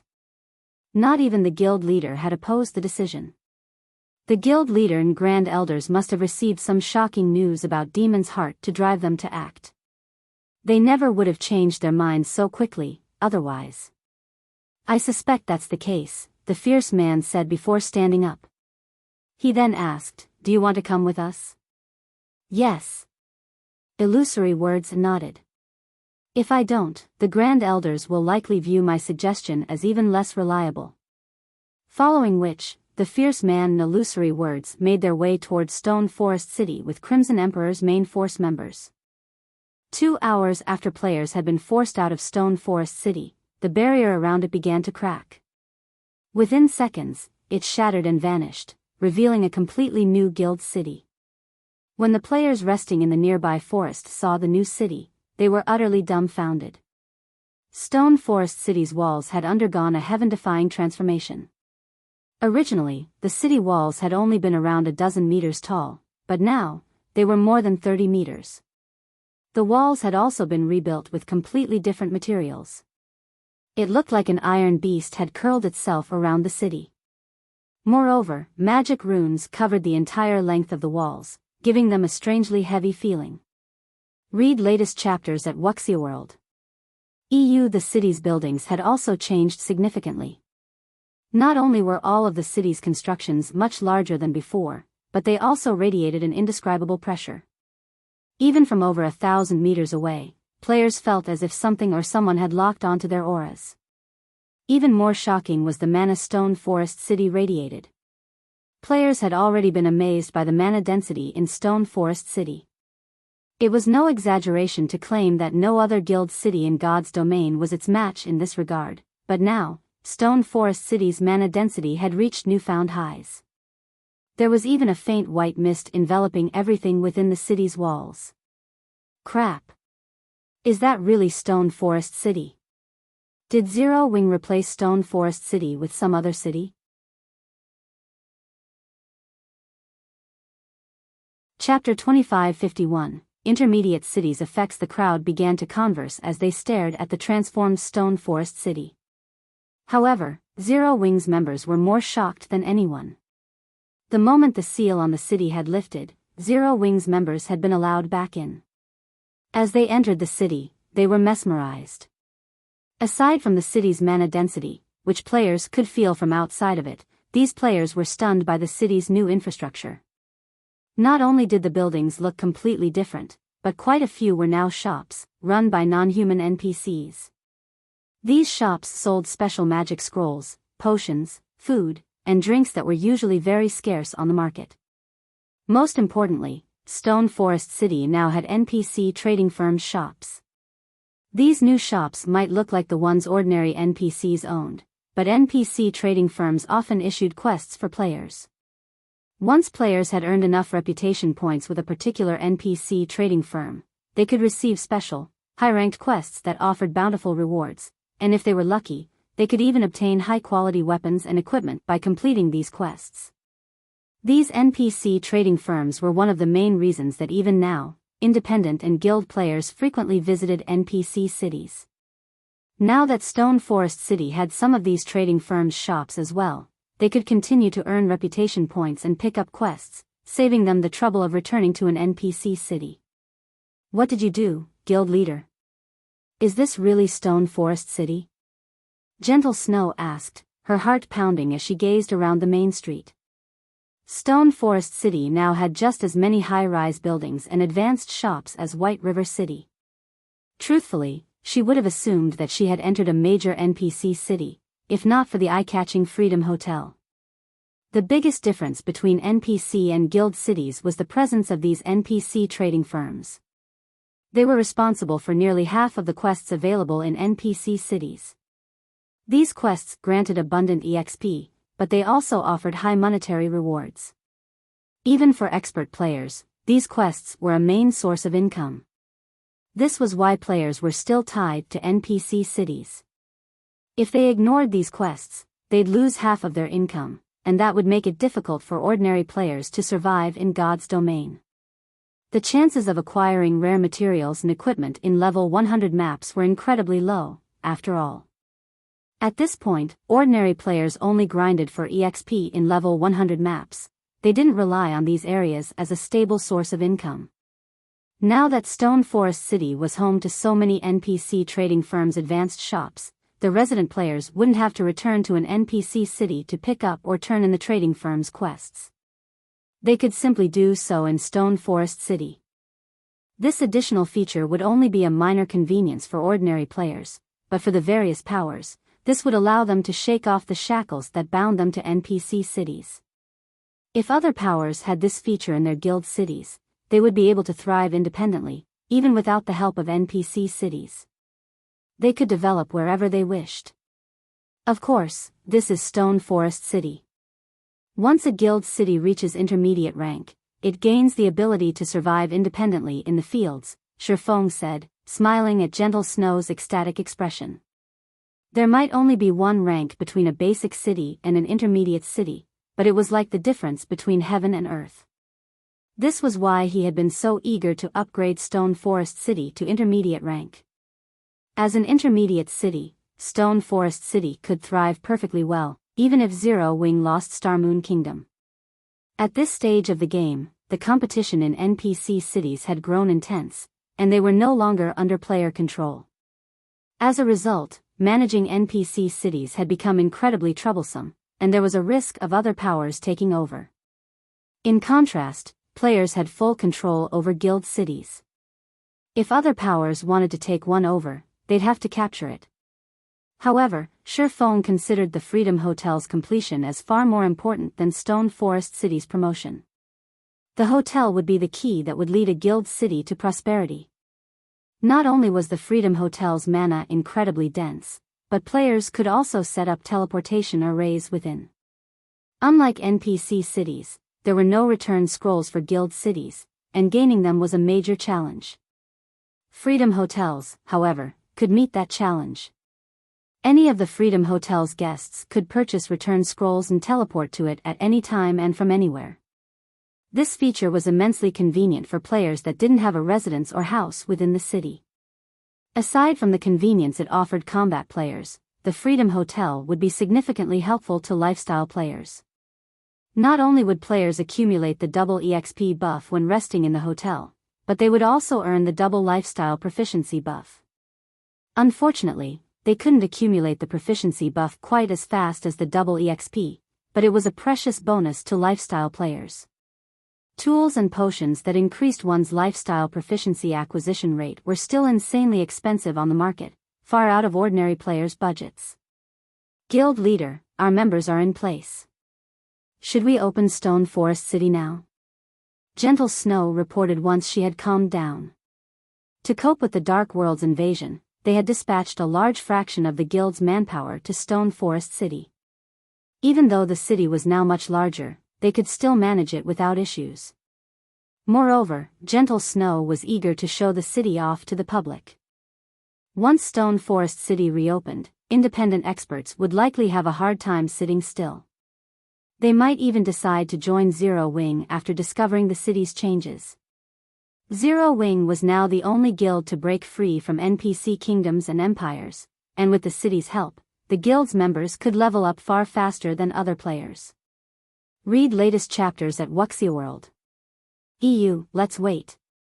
We can open the city once I'm done with the Freedom Hotel, Shifeng said. The Freedom Hotel? Gentle Snow was a little confused. The hotel had already been constructed. What more needed to be done? Shifeng didn't explain, however, and instructed her to refine Stone Forest City's management and entrance fee collection. He then headed to the nearby Freedom Hotel. Once he stood in the hotel's inner courtyard, which he had built personally, Shifeng retrieved the ancient Tree of Life's sapling from his bag. The mana density here should be the highest within the city. If not even this is enough, I'll be out of options. Chapter 2552, Fragmented Divine Artifacts Effects. As Shifeng exposed the Tree of Life's sapling to the air in the quiet courtyard, the mana in the area rampaged, frantically gathering around the sapling. After a moment, Shifeng felt a pulse of life from the sapling, and its aura grew powerful enough to be visible. The surrounding plants began to grow with astonishing speed as the green energy reached them. Success! Shifeng released a held breath as he watched the sapling's reaction. If this courtyard's mana hadn't been dense enough to accommodate the sapling, he would have had no choice but to give up on it and try to nurture the young tree after promoting Stone Forest City into a main city. However, upgrading a guild city to that rank was incredibly difficult. Not only did the ruling guild need to be powerful enough, but it would also need a lot of time to develop its city. Carefully, Shifeng planted the sapling in the center of the courtyard. He had designed the courtyard and specifically reserved a plot of land in its center for the Tree of Life. To be precise, he had designed a small island in the center of a lake within the courtyard. Not only had he engraved a mana-gathering magic array into the lake bed, but he had also embedded plenty of mana stones into the soil. As a result, the lake water brimmed with mana. Overall, the lake alone had a daily upkeep of nearly 200 mana stones. The various superpowers of his past had considered this the standard configuration for growing a Tree of Life. The necessary mana stones required to maintain the Tree of Life alone would have been more than enough to give current first-rate guilds a heart attack. Ordinary powers simply couldn't afford to play with Trees of Life. Fortunately, he had the Philosopher's Hand. After Shifeng planted the sapling, the air in the courtyard seemed to vibrate. The tranquil, cool atmosphere became scorchingly hot for a time. It even got to Shifeng. After about 3 seconds, the sapling shot up into a large, emerald tree. Its trunk was so thick that it would require 3 fully grown men to just barely be able to wrap their arms around it. The instant the tree reached maturity, dense life aura spread throughout the inner courtyard, tinting everything with a faint shade of green. The high temperature also began to fall to a pleasant warmth. Shifeng felt as if he were standing in the middle of a field on a warm, sunny day. Is this an effect of a fragmented divine artifact? Shifeng wondered, astonished, as he felt the transformations to the inner courtyard. Just planting the Tree of Life had filled the courtyard with life energy, and it was incredibly dense. Bathing in the aura, Shifeng could sense the foreign energy within him rapidly disappear, and his mind felt unusually refreshed. This sensation wasn't like the calm indifference players experienced when around highly dense mana. Rather, Shifeng's mind felt pure and rejuvenated. It was as if all of his thoughts had been given clear, distinct paths, and he knew exactly what to do. If players could practice combat techniques here, they would have a much easier time learning them. Players needed a clear understanding of the techniques to practice and better execute them, after all. It's a pity that I can't let just anyone enter this courtyard. Shifeng gave the Tree of Life a bitter smile. The Tree of Life had already taken root, and any player could discover the tree's identity with an ordinary identification skill. If news got out that Stone Forest City housed a fragmented divine artifact ranked Tree of Life, not even NPC powers would leave Zero Wing in peace, much less players. Everyone would do everything in their power to steal it. Even so, Shifeng was very satisfied with this outcome. The Tree of Life's bonus effects weren't his goal, but the items it would produce.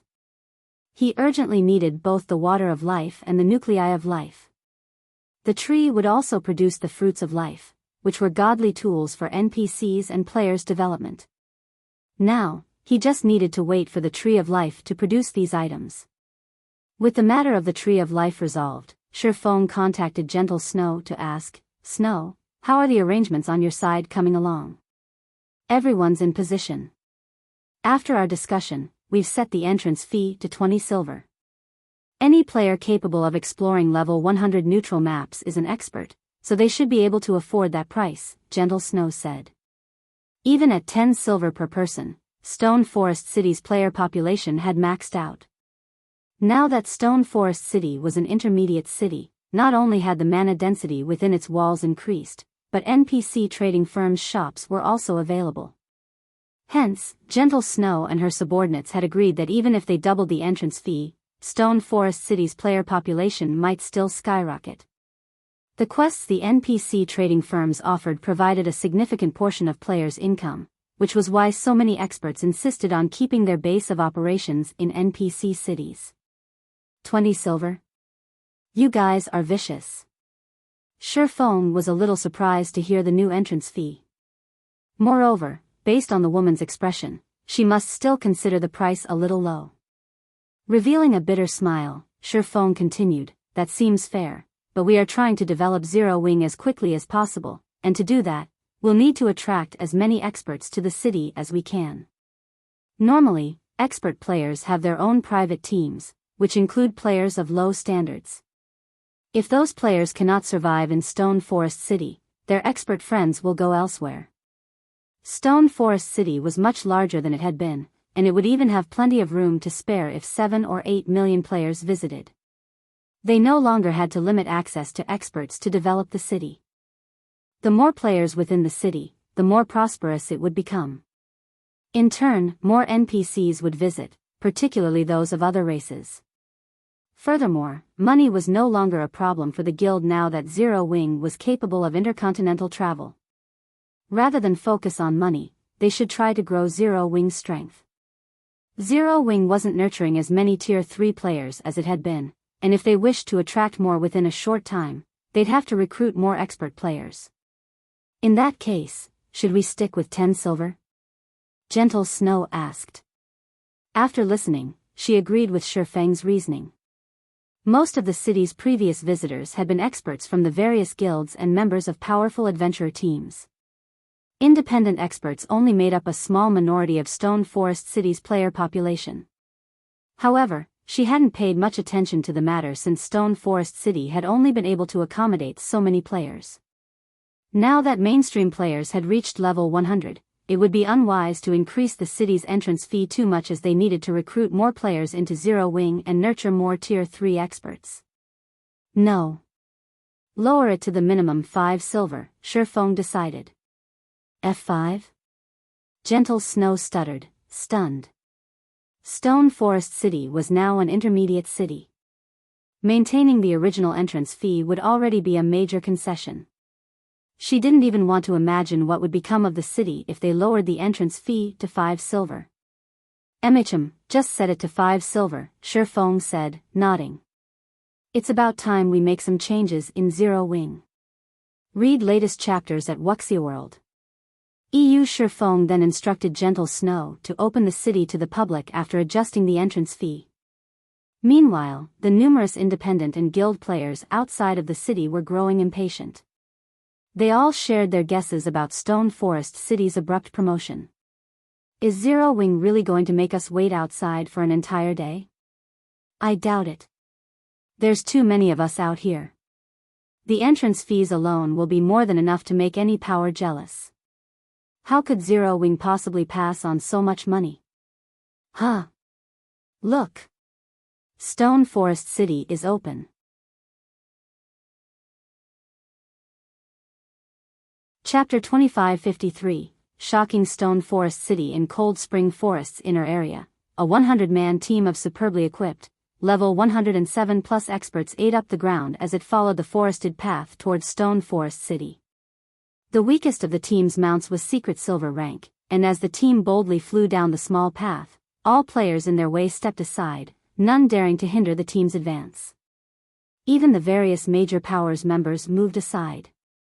Players didn't just move out of the expert team's way because of their imposing auras, but because of the guild emblem these players wore.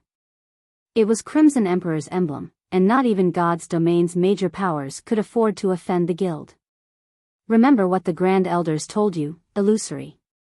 You are not to act unnecessarily once we're in Stone Forest City, the fierce man riding a six-clawed war bear and leading Crimson Emperor's main force warned illusory words, who had been silent during their entire journey.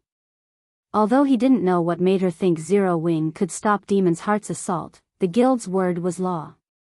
If illusory words leaked any information to Zero Wing, and the various powers or Demon's Heart discovered it, she would put their guild in a very awkward position. I at least have that much common sense. I'm only going to take a look. You don't need to worry, illusory words said, chuckling.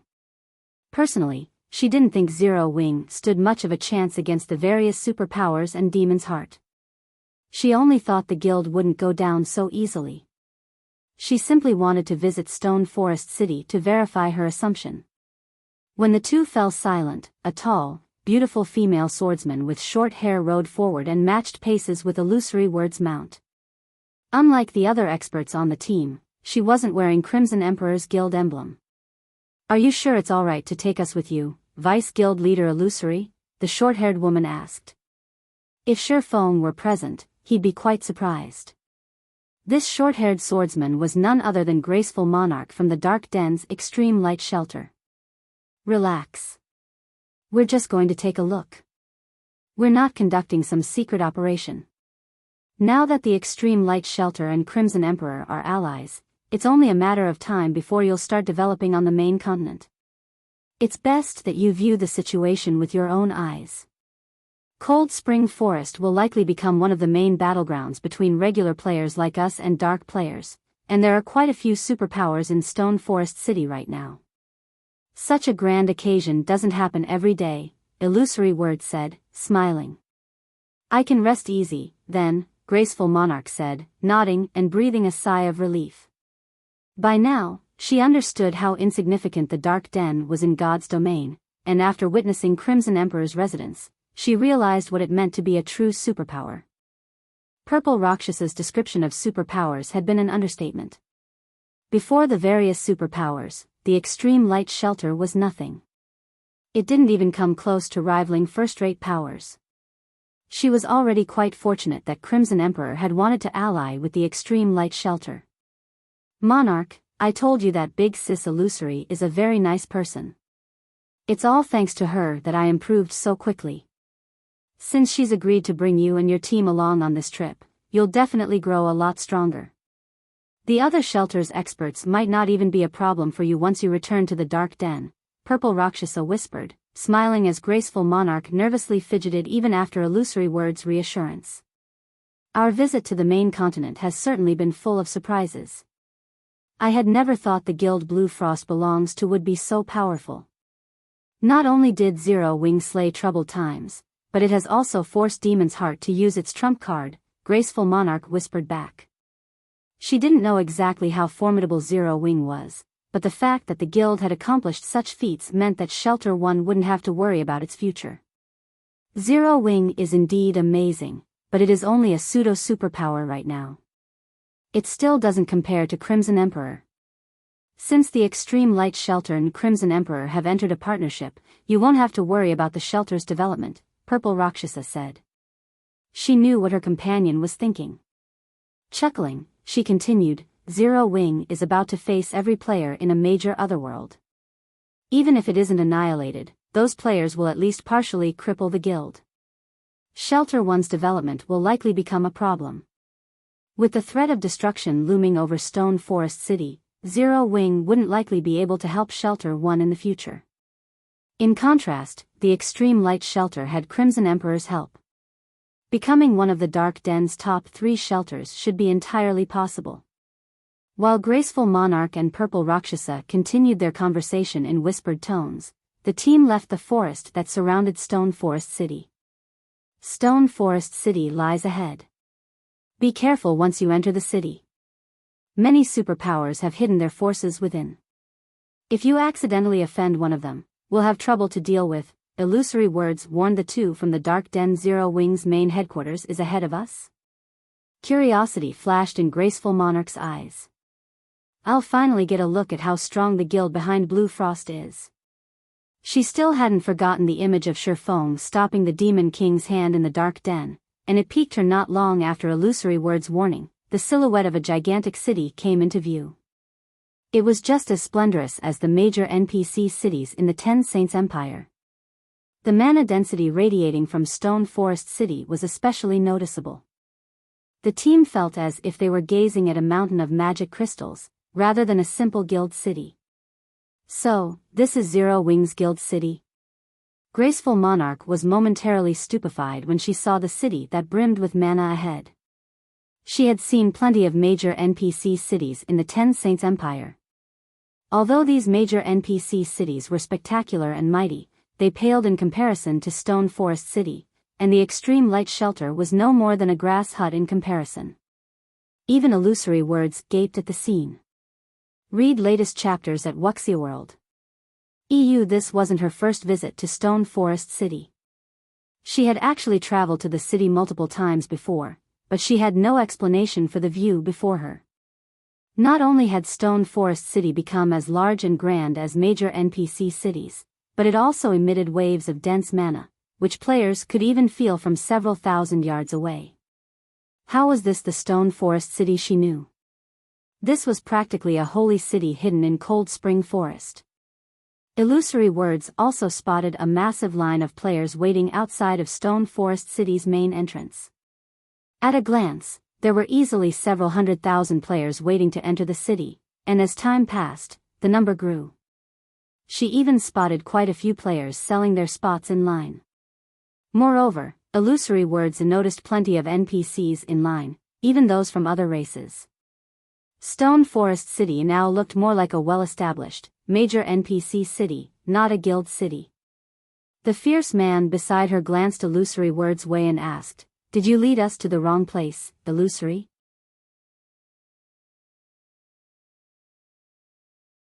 Chapter 2554, Zero Wings Trump Card?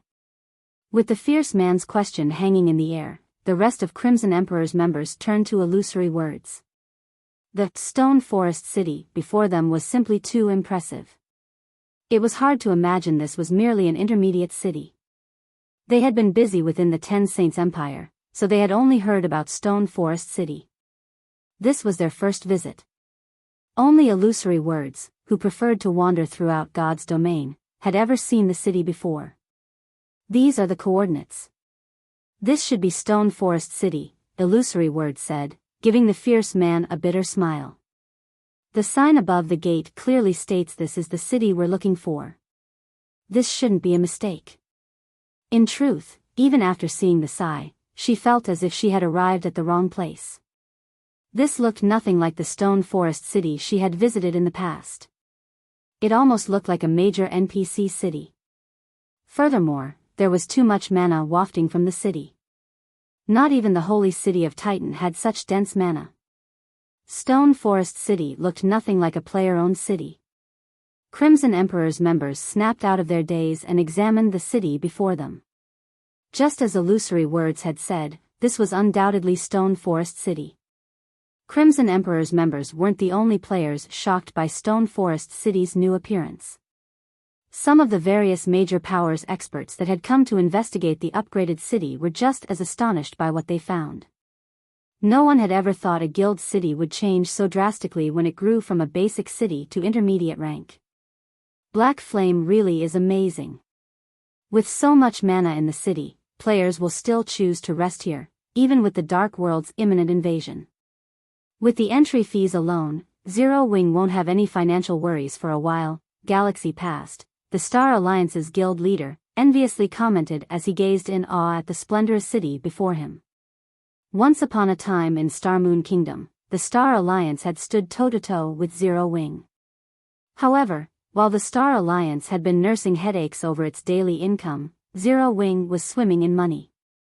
Nowadays, the various guilds' main source of income was the entrance fees they collected in their guild towns and cities, but as more towns and cities rose up in neutral maps, the competition between them grew intense. To maintain an edge over their competition, most guild towns and cities had reduced their entrance fees to a painful low. Stone Forest City, on the other hand, wouldn't have such worries. As the sole guild city in a level 100 neutral map, it had no competition whatsoever. It could set whatever entrance fee it wished, and plenty of players would still visit the city. That's for sure. Zero Wing will make a killing. You've just arrived, so you might not realize how insane the guild is, but Zero Wing is only charging 5 silver per person to enter the city. I've heard that it's the lowest price you can set for an intermediate city. Other guild cities in neutral maps charge at least 2 silver per person, but they're nothing compared to Stone Forest City. Many of my friends are planning to shift their base of operations to Stone Forest City, and I'm sure they're not alone in that idea. I suspect we'll see the number of players trying to get in increase by at least tenfold, an independent Tier 3 shield warrior in front of Galaxy Past in line said, nodding in agreement. 5 silver. Flourishing Willow, the Tier 3 female ranger behind Galaxy Past, stared at the shield warrior with wide, shocked eyes, doubting his claim. First-rate guilds like the Star Alliance had no choice but to reduce their entrance fees due to how much competition they faced, but Stone Forest City was unique. Even if it cost 20 silver to enter the city, a ton of players would still use it as their bases, let alone 10 silver. God's Domain had far too many players and innumerable experts. Stone Forest City wasn't nearly large enough to accommodate so many players. With a guild city's limited capacity and the fact that Zero Wing wouldn't have to worry about customers, increasing the entrance fee was the wisest decision, yet Zero Wing had done the opposite. Flourishing Willow simply couldn't believe it. Even Crimson Emperor's members, who had just found a place in line, were astonished when they learned about the city's cheap entrance fee. Charging anything less than 20 silver would be an insult to such a sacred resting ground as Stone Forest City in their opinions. They had even been prepared to pay 30 silver per person to enter the city.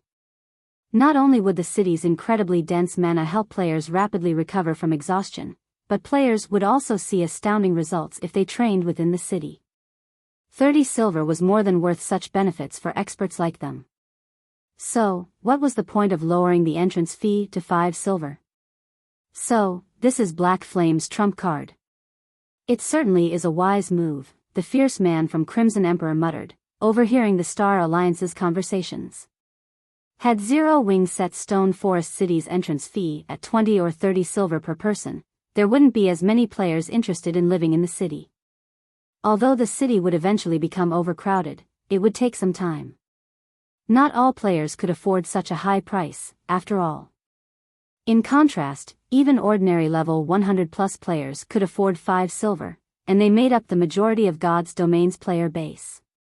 With such a low entrance fee, the city's player population would reach its limit in 2 or 3 days. Even at 5 silver per person, the city would generate amazing profits. This is going to give Demon's Heart's Flaming Light a huge headache. Zero Wing can easily earn over 1 million gold in the next 2 or 3 days.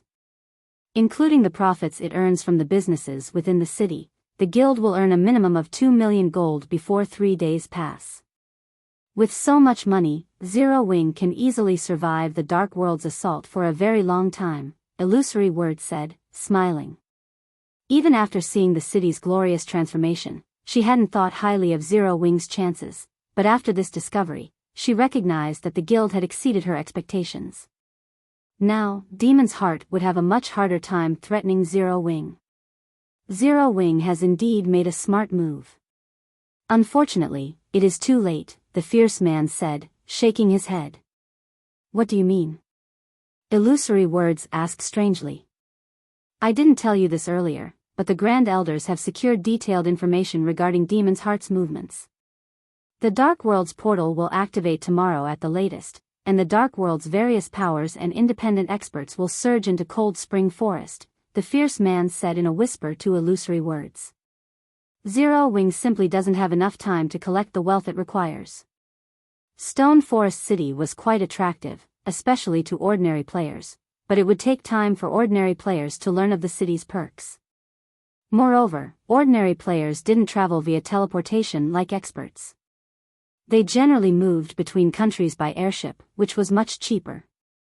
To make matters worse, there weren't any air routes to Stone Forest City, so players would have to make the rest of the trip on their mounts.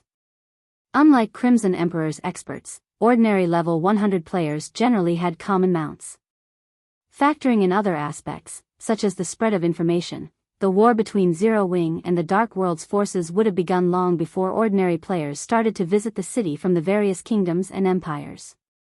While the new Stone Forest City astonished the various powers, Shifeng had secretly teleported back to White River City to upgrade his Night Division. While expert players served as a guild's foundation in God's domain, a guild needed a strong Night Division if it wished to set roots down in level 100+ neutral maps.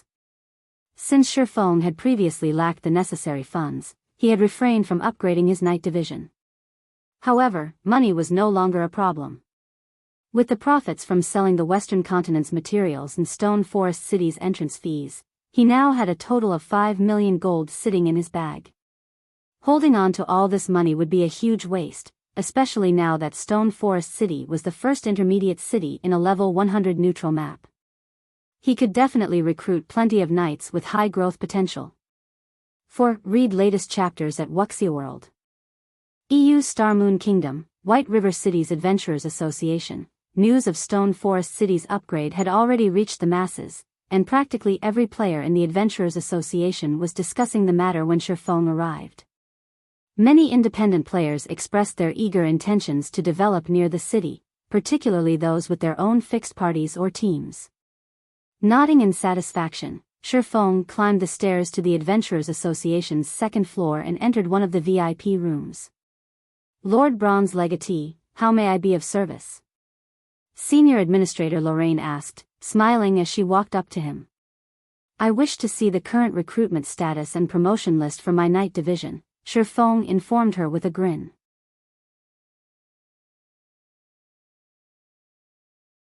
Chapter 2555. All new Night Division. Lorraine nodded to Shifeng's request and promptly left to retrieve the relevant information. After a short moment, the senior administrator returned with a thick book, placing it on the table before him. There's so many? Shifeng asked, glancing down at the tome. Lorraine had only given him a sheet of paper during his last visit when he had requested to see his Night Division's recruitment status, yet now, she had an entire book for him. Normally, if there were fewer than 30,000 applicants, players would only be given a sheet of paper. They'd receive another sheet for every 10,000 applicants beyond that and would only receive a complete book once more than 100,000 NPCs applied for their Night Division. Shifeng had already recruited NPCs from many NPC cities, and could reasonably assume he had accepted or rejected most interested NPCs. Hence, he shouldn't see too many more new applications. Receiving another 50,000 would be a miracle, and yet, more than 100,000 new NPCs had applied. Initially, Lord Bronze Legatee, you hadn't received many applicants. However, due to the large number of other races visiting Stone Forest City, the number of interested individuals has considerably increased, Lorraine explained. The Freedom City title's benefits have taken effect so soon. The explanation stunned Shifeng. He had thought he'd have to wait a few more days before the title took effect. He had just promoted Stone Forest City and assumed the system would make him wait. However, it seemed that he had somewhat underestimated the new title. A total of 112,672 people have applied to serve as your knights. Among them, 83,241 are human, 27,412 are Orcish, 1,836 are Elven, and 183 are giants. This book has the records of all of these applicants' information, Lorraine continued, ignoring Shifeng's muttering. Nearly 30,000 NPCs from other races? If the superpowers of the past found out about this, wouldn't they go mad? Shifeng could not help his growing excitement. Recruiting NPCs from other races for their Night Divisions was incredibly difficult for players. The other races had smaller populations than humans. Normally, the various superpowers would be overjoyed if even several thousand non-human NPCs applied to serve as knights. And yet, Shifeng had nearly 30,000 of these applicants, certainly a frightening number. Not even a 2-star lord might receive so many throughout a full year. Most importantly, elves and giants had applied in considerably large numbers. The situation had completely exceeded his expectations. In God's domain, the Orcish population was only second to the humans. Ors typically made up the majority of non-human NPC applicants. Of course, that didn't discount our knight's strength. On the contrary, our NPCs were quite powerful. They were natural-born warriors with sharp senses and robust frames that were far superior to humans. Excluding heroes, human fighters were no match for our fighters of the same level and tier. The human race's superior research and creativity were the reason that ours weren't a match for humans and forced to live far from the main continent's fertile lands. However, if one could assemble the oars scattered across the continent and form a melee unit, the force would be absolutely unstoppable in battle. Shaking off his shock, Shi Feng immediately inspected the recruitment list. When he had arrived, he had only planned to recruit new knights with high growth potential to replace some of his weaker NPCs, but now, he had many more changes to make to his knight division. Time flew by, and without taking a break, Shi Feng had spent over 20 hours browsing the recruitment list. He was more focused on the list than he was during boss fights. Thankfully, I brought plenty of coins with me. Otherwise, I wouldn't even have enough to pay the dismissal fees. Shi Feng revealed a bitter smile as he finished reading the list. If things had gone according to his original plan, he would have only been able to replace a small fraction of his knight division's members, but now that he could recruit non-human NPCs, which would be bound to him for life, things had changed. Once he recruited non-human NPCs, he couldn't dismiss or replace them. Hence, he had to be extremely careful when choosing non-human knights. Fortunately, non-human NPCs were much cheaper to recruit and maintain than human NPCs. They were generally 30% cheaper. All things considered, it wasn't a bad transaction. Moreover, non-human NPCs tended to be quite talented. In fact, more than half of the non-human NPCs in God's domain were Bronze Knight standard or above, which was one of the reasons that the various powers of the past had preferred non-human NPCs. Of the 27,412 ors that had applied to join Shi Feng's Knight Division, 15,123 were Tier 2 Bronze Knights. The ratio was unheard of among human NPCs. However, it was quite normal with ors. Many Tier 3 ors had also sent in applications, and they all had considerably high potential. Even the weakest among them was at the Mysterious Iron Standard, while 45 were at the Secret Silver Standard, and 1 Fine Gold Standard or had applied. The Elven and Giant applicants were just as shocking. Elves were natural-born mages, with higher growth potential than most races. Even the weakest elf that applied was Bronze rank, while as many as 43 were Secret Silver rank, and 2 were Fine Gold rank. Moreover, every elf applicant was Tier 3. Although giants made up the majority of applicants, with only 183, 13 were Tier 3 Secret Silver Knights, and 1 was a Tier 3 Fine Gold Knight. More than 100 Secret Silver and Fine Gold ranked non-human NPCs had applied to Shi Feng's Knight Division, many times more than those among the 80,000 plus human applicants. Lord Bronze Legatee, have you made your decision? Lorraine asked when Shi Feng closed the book. Emichim. I want all knights with Secret Silver potential and above. I also want these Mysterious Iron Knights with high growth potential and the remaining Tier 3 Knights, Shi Feng replied, nodding. Normally, an NPC knight needed at least Mysterious Iron growth potential before they could be promoted to Tier 3. Even in the later stages of God's domain, Tier 3 NPCs would be considered a powerful force. After all, very few players could reach Tier 4. Even if they did, a group of Tier 3 NPCs, backed by a city's magic array, wouldn't be an easy opponent. If enough Tier 3 NPCs formed a battle array, they could slay Tier 4 players. This was why, even after reaching Tier 4, players could only afford to act conceited in the fields. Very well.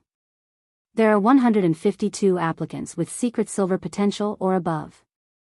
Including the rest, there are a total of 326 Tier 3 Knights. Calculating the recruitment fee of the 1,872 Tier 3 Mysterious Iron Knights with high potential and some of your current Knights' dismissal fees, your bill comes to 554,600 gold, Lorraine explained after taking a moment to tally his total. Please, include the promotion fees for the 437 members of my Knight Division, Shi Feng said. Giving the matter some thought, he continued, I also want to outfit my Tier 3 knights with epic equipment. How much will that come to? That will raise the price considerably. If we include the 437 people that will be promoted to Tier 3, you will need an additional 5,640,000 gold to arm all of your Tier 3 knights with epic equipment. With the prior fees, your total comes to 6,198,970 gold, Lorraine responded, giving Shifeng a skeptical look. After giving the matter some more thought, Shifeng said, reduce the number slightly, then. I'll take 1,150 sets. That won't be a problem. Your total will be 5,158,970 gold. Once we process the payment, the merchandise will be delivered within 3 hours. The new knights will arrive at your city lord's mansion within 1 hour, Lorraine calmly stated. Shifeng then nearly emptied his bag of coins, and in the blink of an eye, he was once again a pauper. Nurturing a knight division really is expensive. It's no wonder why all of the superpowers that had knight divisions were poor, Shifeng muttered, bitterly smiling at the less than 3,000 gold in his bag. While Shifeng upgraded his knight division, in a remote canyon in the distant Cold Spring Forest, a group of black-clad magical class players chanted an incantation along the edge of a gigantic magic array. The array covered a 200-yard radius, and in its center stood an indifferent, handsome youth with a night-black crystal in his left hand, while writing a series of divine runes with his right. With each line of completed runes, a shard broke off of the crystal and disintegrated. Read latest chapters at Wuxia World. When the crystal was nearly gone, the youth completed the final line of divine runes. Suddenly, the sky above the magic array split, and a colossal door dropped from the spatial tear. The door was over 100 meters tall and covered in ancient runes, radiating a mighty aura that made everyone nearby shudder. Once the door landed, it began to part down the middle. Excellent! It's complete! Flaming Light exclaimed as the door began to open. He then glanced at the middle-aged man standing nearby and said, Heart, notify the various powers and tell them that the door is open. Whether they cherish this opportunity or not is up to them. Understood. Furious Heart respectfully responded, crossing the threshold with his team.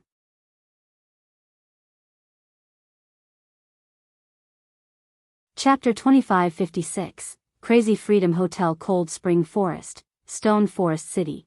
As news regarding Stone Forest City spread to more independent players, the number of small adventurer teams visiting the city continued to increase. Less than a day after the city's reopening, it had become somewhat crowded, and even more players had lined up to enter the city. A 6-man party of cloaked players, all radiating darkness energy, stood among the long line, and none of the nearby players even dared to take half a step closer to them. Those players' killing intent is so strong. Not even dark players, who constantly slaughter others in the fields, have such intense hostility. Who are those people? Their killing intent isn't the only thing that's intense. Look at their equipment. They might have concealed the glow effect, but all of their items are engraved with magic runes. Their equipment should be fine gold rank or higher. Level 105 fine gold equipment. Not even the various superpowers main force members necessarily have such top-tier items. Although the independent players nearby were afraid of the 6-man party, they couldn't help but envy the party's equipment. Ever since mainstream players had reached level 100, demand for level 100 plus secret silver weapons and equipment had skyrocketed, but supply remained incredibly low. Thus, these items' prices had substantially increased. Not even ordinary expert players could afford level 100 plus fine gold weapons or equipment. Even the various superpowers main force members would throw a party if they acquired just one such weapon or equipment piece. However, the weakest piece the 6-man party wore was level 105 fine gold rank, and all of their equipment bore magic runes. To ordinary players, the equipment was divine. Despite noticing the surrounding players' envious looks, the members of the 6-man party didn't respond. I guess the main continent's ordinary experts don't amount to much. Not only do they have such poor weapons and equipment, but they don't even know about magic enhancement. Once the army has gathered, The Dark World will likely claim this area as new territory in the blink of an eye, a grey-clad, Tier 3 Cursmancer with a military haircut disdainfully dismissed as he glanced at the independent experts around him. You shouldn't say such things, old Flash. After all, the environment in this area is no match for what we have in the Dark World. These players only have to worry about monsters in the fields, while we are always on the lookout for monster and player ambushes. It's only natural that our world's players have developed so much faster, a middle-aged, bearded man with simple features chided, chuckling. Besides, ordinary experts are just that. The various major powers experts are much stronger. Otherwise, our two guilds wouldn't have signed a non-interference pact with Zero Wing. I guess, but I still don't get why our guilds wanted to partner with Zero Wing in the first place. You must have seen how powerful that army was on our way here. How could Zero Wing possibly stop that kind of force? We shouldn't have a reason to pay Zero Wing 500,000 darkness crystals, the Cursmancer named Magic Flash grumbled. 500,000 darkness crystals was no small price, even to their guilds. They certainly weren't worth a non-interference agreement from Zero Wing in their fight for resources in Cold Spring Forest. The only thing Zero Wing could do when facing the Dark World's countless players was hold inside the city. I don't know, but the higher-ups have their own reasons.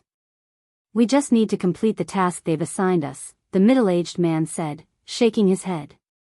In all honesty, the situation confused him, too. The number of Dark World players preparing to invade Cold Spring Forest was no laughing matter. Several million players had already joined the invading army, and more were on their way. News of the open pathway had just begun to spread, and it would take time for the information to reach the far corners of the Dark World. Based on their guild's estimates, the army should easily include tens of millions of players, possibly over 100 million. Not even the neighboring kingdoms and empires stood a chance against such a force, much less Zero Wing. The Dark World's army would definitely cause a massive commotion when it arrived on the main continent. While Dark Rhapsody and Deity Society's members conversed, they crossed Stone Forest City's gates. The mana here sure is dense. If Dark Rhapsody's guild cities had this much mana, we'd easily become the #1 guild in the Dark World, Magic Flash noticed, envious when he felt the mesmerizing mana in the air. It is certainly astonishing. It's no wonder why so many superpowers want this city, the bearded middle-aged man replied. What a pity. If Demon's Heart hadn't opened the Dark World's portal in Cold Spring Forest, Zero Wing might have become a massive threat to the various superpowers, Magic Flash said, glancing around at the crowd of players and NPC merchants. Seeing so many people, he, more or less, understood why his superiors had decided to ally with Zero Wing. Stone Forest City was no less prosperous than major NPC cities. With a guild city like this under its control, Zero Wing would have no worries about its development. Since Cold Spring Forest was a level 100 neutral map, every player here had a certain degree of strength. Including the conveniences the city offered, not only could Zero Wing continue to recruit and nurture more expert players, but its members' average levels would gradually surpass the various superpowers, as well.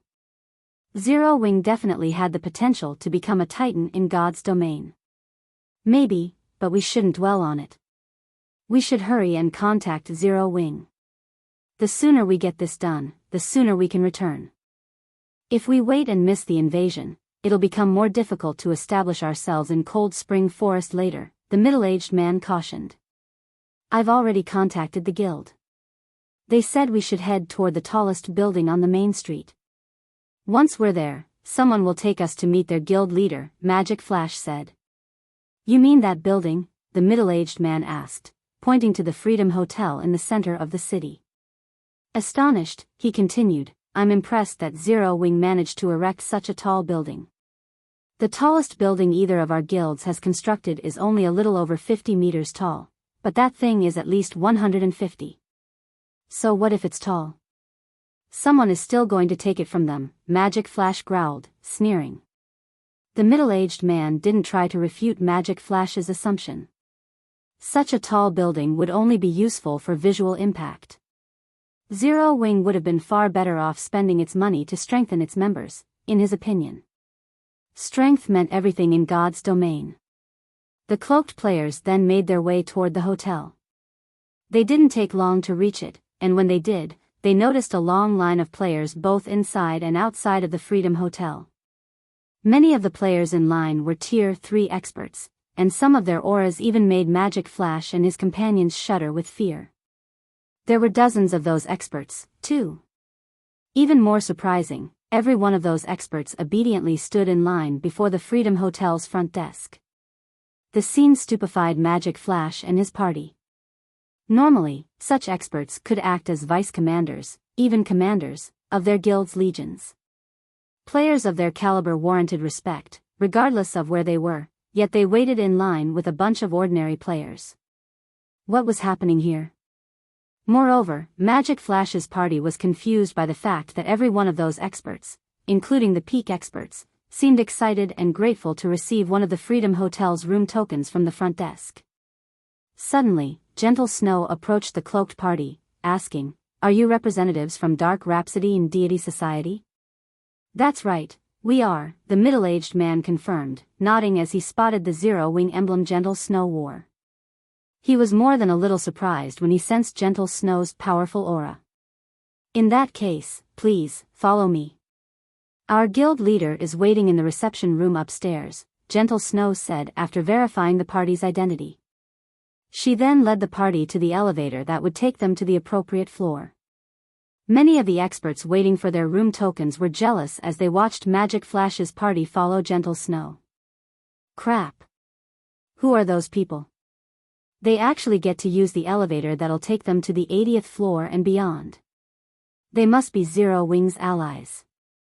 If I remember correctly, only the hotel's silver members get to stay on those floors.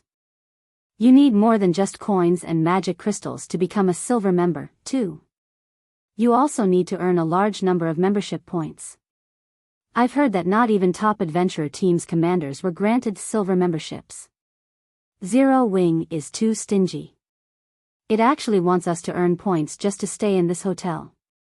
I wonder when I'll earn enough to become a silver member. It's not all that unusual. There are only a limited number of rooms available, after all, and I've heard that the advanced rooms on the 80th floor and above are amazing. Not only is the recovery speed there 30% higher than in normal rooms, but each room also has its own training room. Players can practice simple combat techniques by themselves in those training rooms. Seriously? You can actually practice your combat skills in the advanced rooms? This won't do. I need to become a silver member as soon as possible. The players waiting in the Freedom Hotel's lobby were indescribably jealous as they watched Magic Flash's party enter the elevator. Their reactions confused the dark players. A short moment later, the group arrived on the Freedom Hotel's top floor. Read latest chapters at Wuxia World. EU. The instant Magic Flash and the others set foot on the Freedom Hotel's top floor, their minds felt serene. To be precise, they felt mentally refreshed as if their thoughts had found their own unique paths. They could now conceptualize ideas without confusion. So, this is Zero Wing? Magic Flash and the others couldn't help but gasp when they felt the change. They had already been astonished by the Freedom Hotel's mana, but compared to this environment, the lobby was nothing. If they could train on this floor, they'd see results dozens of times faster. They might even be able to break into the Void Realm. Our guild leader is inside. Please, go in, Gentle Snow said, not surprised in the slightest to see the 6 players' astonished expressions. She simply smiled as she opened the reception room's doors.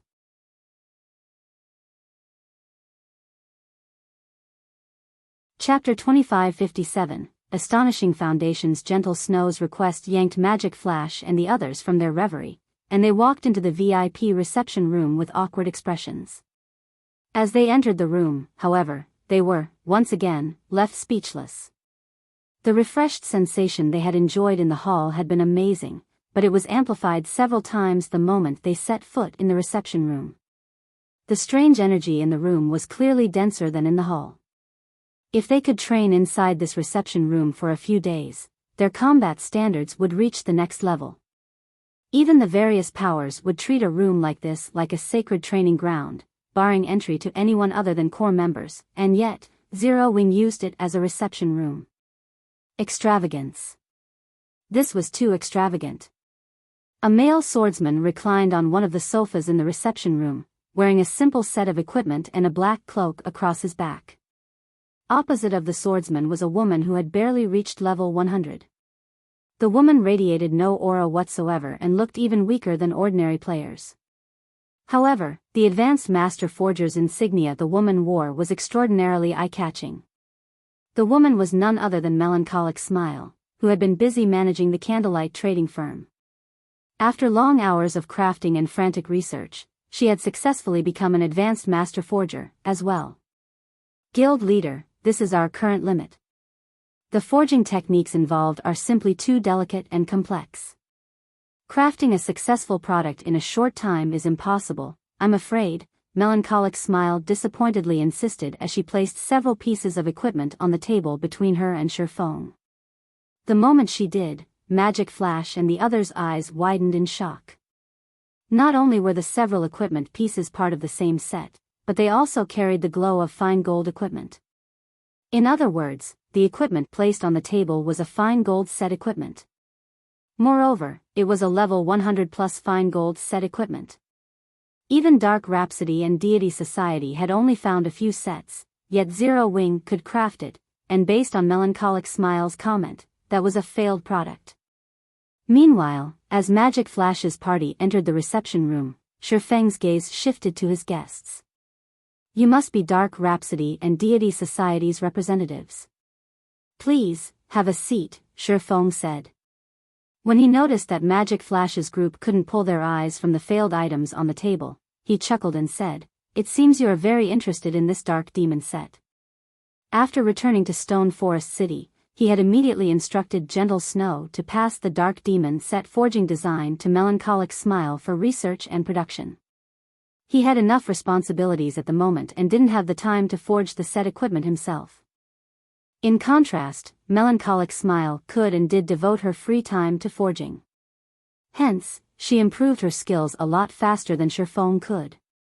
She had even become an advanced master forger before he had. The candlelight trading firm also had Cream Coco, who focused all of her time on forging since she didn't have any management duties as Melancholic Smile did. She improved even faster than Melancholic Smile and had become the first advanced master forger in candlelight. Now, the trading firm had two. Unfortunately, the Dark Demon set proved far more difficult to produce than Shifeng had expected, and even after working together, Cream Coco and Melancholic Smile had barely managed to craft one fine gold set. Moreover, their production success rate wasn't particularly high. Even after involving all sorts of tools and rare materials, they had only managed to raise their success rate to 50%. I apologize for our earlier rude behavior, the bearded middle-aged man from Deity Society hurriedly apologized. It's just that level 100 plus fine gold set equipment is a truly rare sight. I had never imagined that Zero Wing was capable of crafting such equipment. It surprised me, but rest assured, we won't reveal this secret to anyone.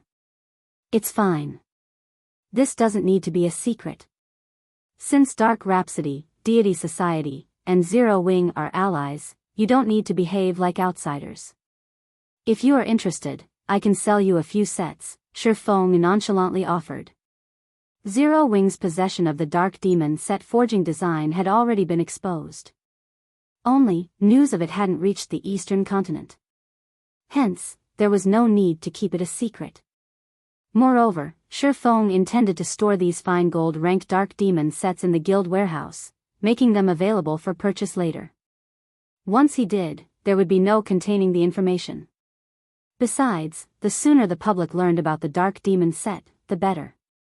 That way, Zero Wing could use the set to attract more experts to join the guild.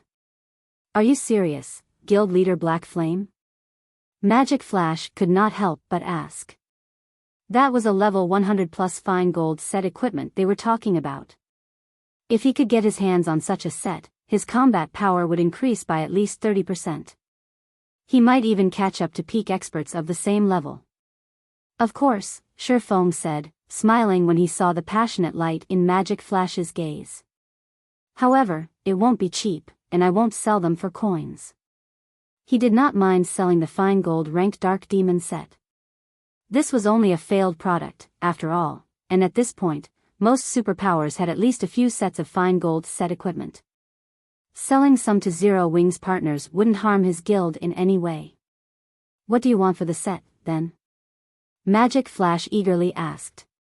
Darkness crystals, Shi Feng said. My price isn't very high. What do you think of 15,000 crystals? The various powers still thought only dark players needed darkness crystals, but they didn't realize that as God's Domain's lifestyle players continued to develop, attributed magic crystals would become more valuable. Weapons and equipment crafted with attributed magic crystals would gain additional properties related to the crystals. Such changes wouldn't be visible in the item's attribute panel, but in the hands of Tier 3 players and above, they'd perform considerably better, especially for players with fully unlocked mana bodies. Fortunately, darkness crystals were relatively easy to acquire in the dark world. Hence, Shi Feng had decided to collect some before the various powers realized their value. 15,000 crystals per set? Magic Flash was shocked. Isn't that a little too much? Guild leader Black Flame, level 100 plus fine gold set equipment was indeed very rare and some of the best equipment available in God's Domain right now, but darkness crystals were similarly rare and valuable. In fact, they were worth even more than magic crystals to dark players. Guild leader Black Flame, is what you say really true? The bearded middle-aged man suddenly interrupted. Ha! Why would I lie? I want 15,000 darkness crystals per set. If you wish to buy them, you may do so whenever you wish, Shi Feng said. He could not help but feel a little exasperated at the middle-aged man's question. Before Magic Flash could refuse the offer, the middle-aged man from Deity Society continued. Deity Society will buy them. We'll buy as many sets as you're willing to sell us, the older man declared, determined. Have you gone insane, Old Forest? Magic Flash was astonished. What a joke. The Dark Demon set was just a level 100 plus fine gold set equipment. 15,000 darkness crystals would be the maximum anyone would pay for such a set, yet his companion jumped at the chance to buy them. Magic Flash couldn't think of any sane reason why he'd act like this. Read latest chapters at Wuxia World. Wait. Something's not right. Magic Flash realized something felt off when he saw the bearded man's nonchalant reaction. He immediately activated his identification skill and turned to the Dark Demon set on the table. Both Dark Rhapsody and Deity Society had sent players with advanced identification skills to lead their respective groups as insurance. While Magic Flash led Dark Rhapsody's team, Deity Society's leader for this party was Old Forest. There had to be a problem for Old Forest to act like this. Don't bother with an appraisal, Old Flash. The fine gold set equipment on the table isn't some level 105 set. It's a top-tier fine gold set equipment that players can use until level 120. No one had ever found anything like it in the dark world, Old Forest whispered as Magic Flash used his own advanced identification skill.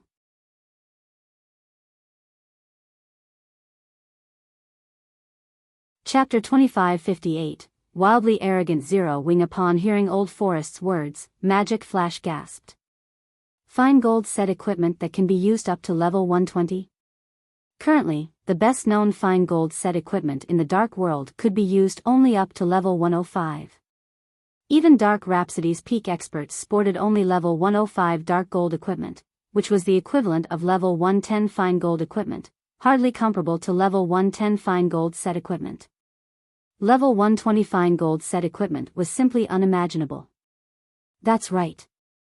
Aside from level 100 plus epic equipment, there's no better equipment than this in the entire dark world, Old Forest said, nodding as he tried to suppress the excitement in his heart. If the price was indeed 15,000 darkness crystals for level 120 fine gold set equipment, then it was definitely acceptable. This was especially true when the dark world's various powers were frantically raiding level 100 team dungeons. Due to the abysmally low drop rate for level 100 plus weapons and equipment, these powers were not making any significant progress with their dungeon raids. This, in turn, led to a stagnation in their development. If he could secure a batch of Dark Demon sets for Divine Society, then his guild would have a massive advantage over the other guilds. With this advantage, they could easily earn back the cost of the Dark Demon sets. As soon as Old Forest finished speaking, excitement also shone in Magic Flash's eyes. Magic Flash immediately said, "Guild leader Black Flame, Dark Rhapsody will also buy everything you have. Darkness crystals definitely aren't a problem. If he could get his hands on multiple Dark Demon sets, then the plate armor classes of the guild's main force would be in for a wonderful time. They wouldn't have to worry about finding equipment before reaching level 125. Moreover, the main force would also have a much easier time raiding level 100 team dungeons. In fact, Dark Rhapsody might even become the first guild in the Dark World to clear a 100-man, level 100 team dungeon. The Dark Demon sets production is much more difficult than you think. I don't have many sets available. Even now, we have managed to produce only 4 sets, Shifeng said, chuckling at the longing expressions of the two people before him. Shifeng wished he could produce as many Dark Demon sets as he wanted. However, the Dark Demon set was actually level 110 to level 120 Dark Gold set equipment. The materials needed to produce it were extremely rare, which severely limited its production volume. Moreover, even when making the failed version of the Dark Demon set, the production success rate was only 50%. Only 4 sets? Magic Flash and Old Forest felt a little disappointed when they heard Shifeng's words. However, after giving the matter some thought, they found it reasonable. After all, this was level 120 fine gold set equipment they were talking about. If it were so easy to produce, Zero Wing would be invincible. Of course, it isn't exactly impossible if your two guilds wish to purchase them in large quantities, Shifeng said, smiling when he saw the disappointment on the two men's faces. Upon hearing Shifeng's words, Old Forest immediately understood what Shifeng was insinuating. Without hesitation, he replied, "Guild leader Black Flame, please state your conditions." "So long as they are within my authority, I can definitely agree to them on behalf of Deity Society.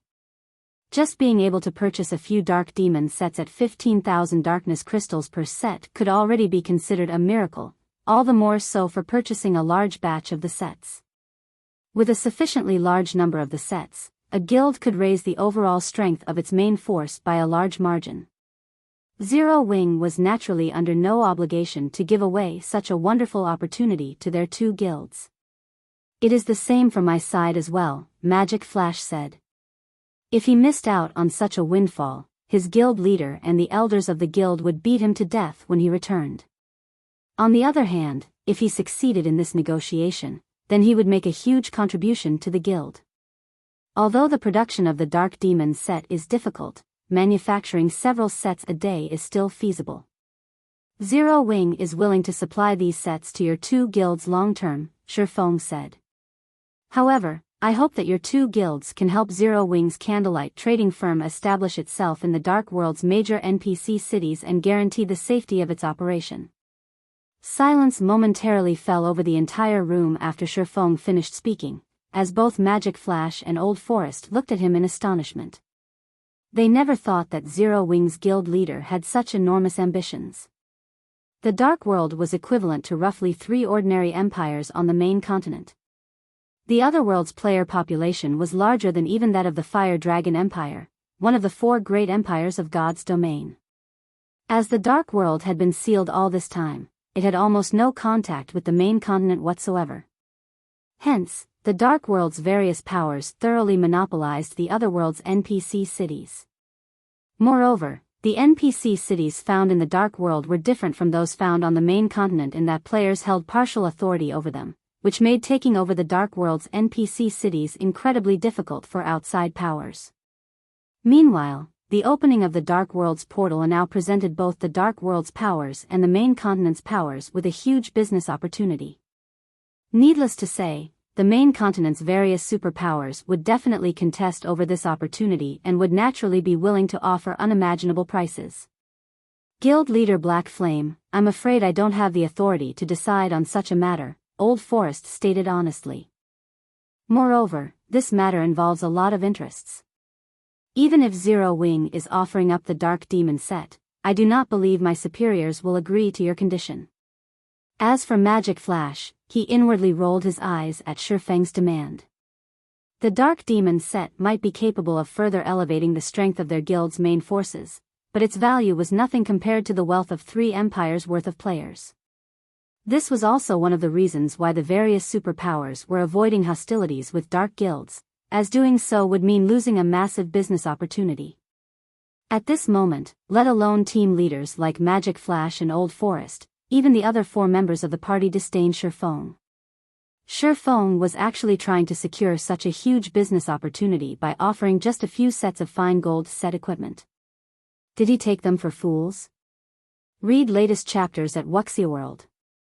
Moreover, Zero Wing was already having problems keeping its position in Cold Spring Forest, yet Shifeng actually wanted to enter the Dark World's various NPC cities. This was a complete and utter joke. Don't be in such a rush to reject my offer. I understand that this involves a lot of benefits.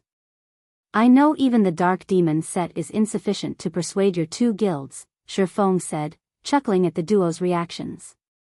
However, what if I can make it so that the people of your 2 guilds can freely move between the Dark World and Cold Spring Forest, while everyone else from the Dark World cannot? Guild leader Black Flame, what do you mean? Old Forest asked, unable to grasp Shifeng's meaning. Guild leader Black Flame, you should know that the portal connecting the Dark World and the main continent has already been opened. The Dark World's players can come and go as they wish. This is something even Flaming Light, the holder of the portal's key, cannot stop. What can Zero Wing possibly do? Magic Light said, laughing. I don't know whether Flaming Light can stop those players or not, but from now onward, Zero Wing is taking ownership of the Dark World's portal in Cold Spring Forest. Shifeng said, smiling. He paid no attention to the ridicule Magic Flash and the others were displaying.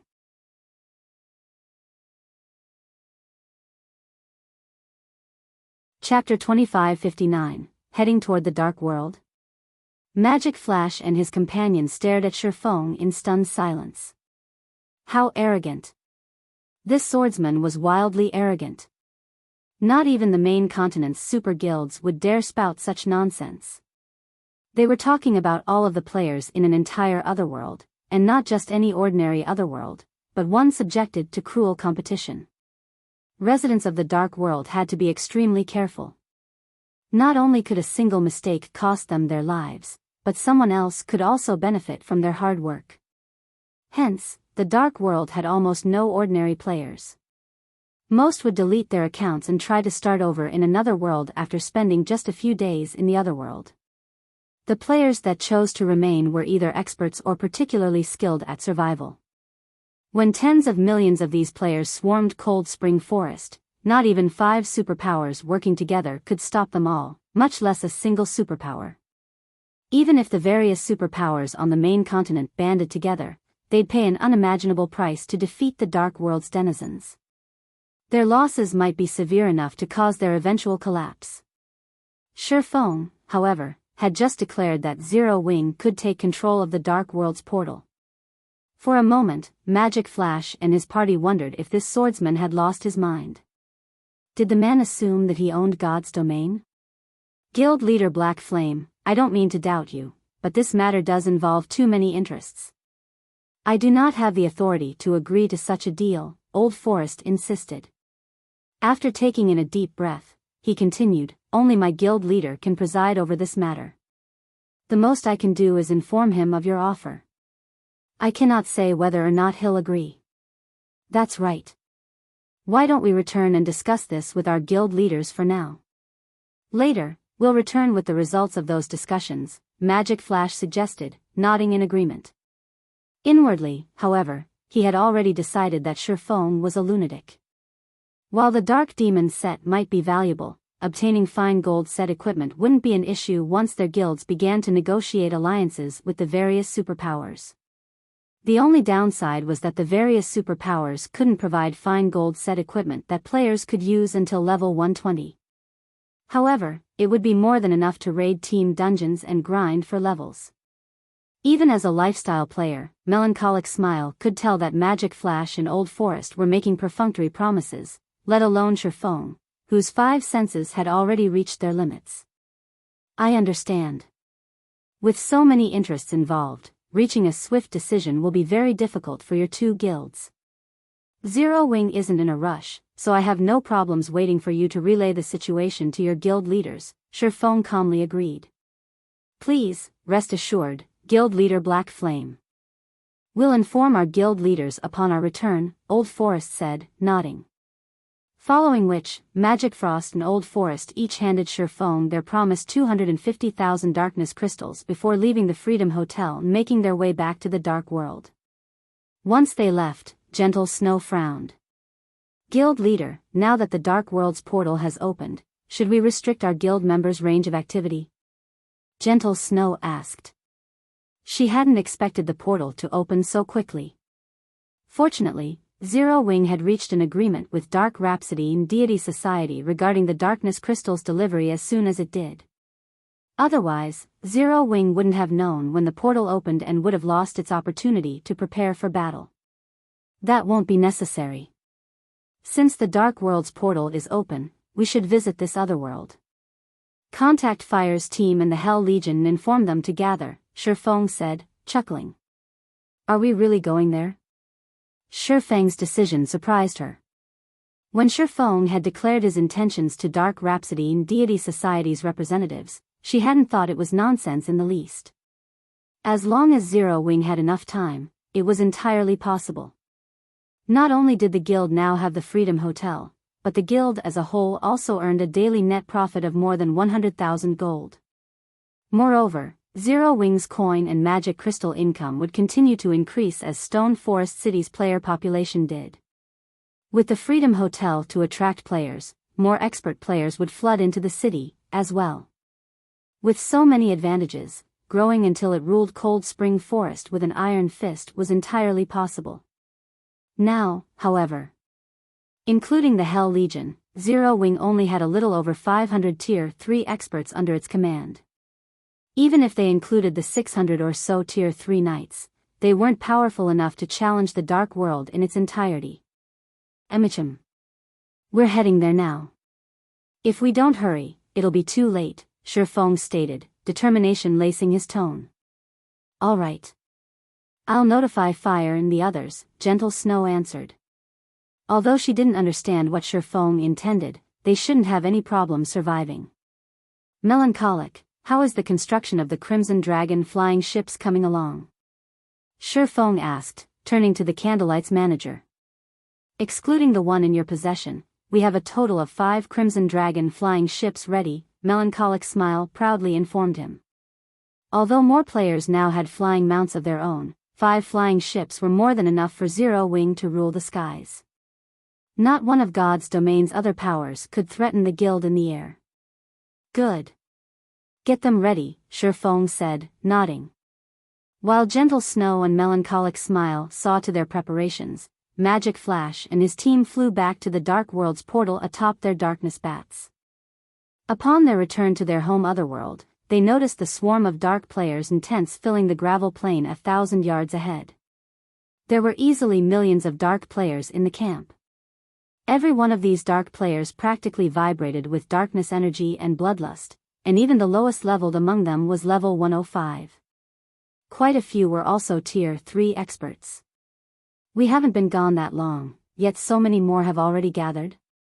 Magic Flash exclaimed, watching the massive crowd below. From what he could tell, at least 4 or 5 million players had set up in the camp. In comparison, the several tens of thousands of players Dark Rhapsody had dispatched were nothing. When Magic Flash thought back to Shifeng's arrogant claim, he couldn't help but view the man as even more of a fool. However, Magic Flash and Old Forest continued to carry out their duties and informed their higher-ups of Shifeng's proposal. Within a conference tent containing hundreds of players. Black Flame is insane. Now that the Dark World's portal has opened, he'll have a hard time just protecting himself, yet he has designs on our other world. When Blue Rainbow, the female Dark Knight from Dark Rhapsody, heard magic flash and old forests report, she could not help but laugh. It's probably because he hasn't seen the gathered army yet. Once he does, like the various superpowers from earlier, he'll likely abandon the naive thought, Deity Society's Elder Gold replied, similarly smiling. A few superpowers, who had been informed of the portal's opening, had sent representatives to the Dark World not long ago. They had wanted to negotiate business deals with the other world's various powers, but when they saw the number of dark players waiting for the impending invasion, every one the representatives had dropped their proposals. Those superpowers representatives had realized that the moment the gathered dark players burst through the open portal, even the neighboring kingdoms and empires would be at risk, let alone Cold Spring Forest. In truth, even the Dark World's top 3 guilds had been surprised by how many players had joined the invading army. They had only estimated that around 20,000 experts would show up, yet more than 30,000 Tier 3 experts had already joined the camp. At this rate, they wouldn't have any problems gathering 40 or 50,000 Tier 3 experts by the time the invasion began. While Blue Rainbow and Elder Gold spoke in hushed whispers, the various representatives in the tent fell silent. Read latest chapters at Wuxia World. EU, it seems everyone is of the same opinion. In that case, there's no point in continuing this discussion. We can still afford to ignore Stone Forest City, but since the Dark World has mustered such a powerful army, we cannot let the main continent superpowers take our share of the city. A cold, robust man resting in one of the 3 main seats within the tent spoke up. Standing, he continued, let us officially advance into Cold Spring Forest. It's time we show the main continent's powers the strength of our Dark World. As the robust man finished speaking, the various representatives ordered their subordinates to march on Cold Spring Forest. The several million players in the plain began to stomp toward the gigantic door before them, shocking the scouts the main continent's superpowers had sent. These scouts immediately contacted their superiors to inform them of the shocking scene. Meanwhile, in an advanced room on the Freedom Hotel's 29th floor. So, in the end, they're still invading? Yuan Tiexin shook his head and sighed when he read his subordinate's message.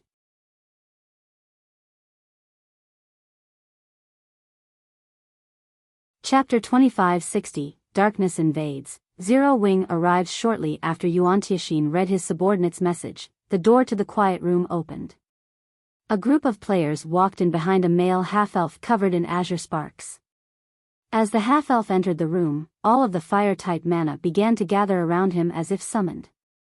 As a result, the room's temperature steadily rose. Shine.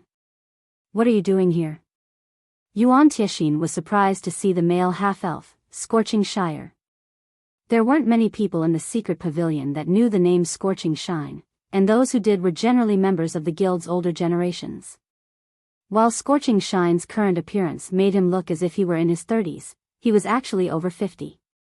The man had withdrawn from the secret pavilion's frontlines many years ago and was only active behind the scenes. Before Scorching Shine had withdrawn, he had been considered one of the pavilion's absolute monsters. He could even contend with the commander of mythology's strongest trump card legion. He no longer busied himself with guild affairs, however, preferring to focus on his own improvement. Not even Yuan Tiexin, who had a close relationship with Scorching Shrine, could begin to imagine how powerful the man had become. However, Scorching Shrine's individual strength wasn't the reason he was so well known in the secret pavilion. Rather, it was the Scorched Legion under his command.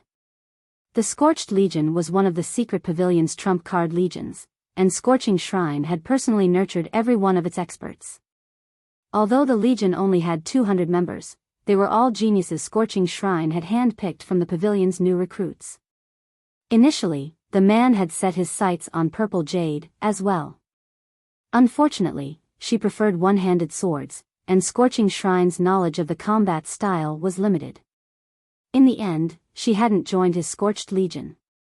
The Scorched Legion was still considered a hidden force, secretly fighting on God's domain's frontlines.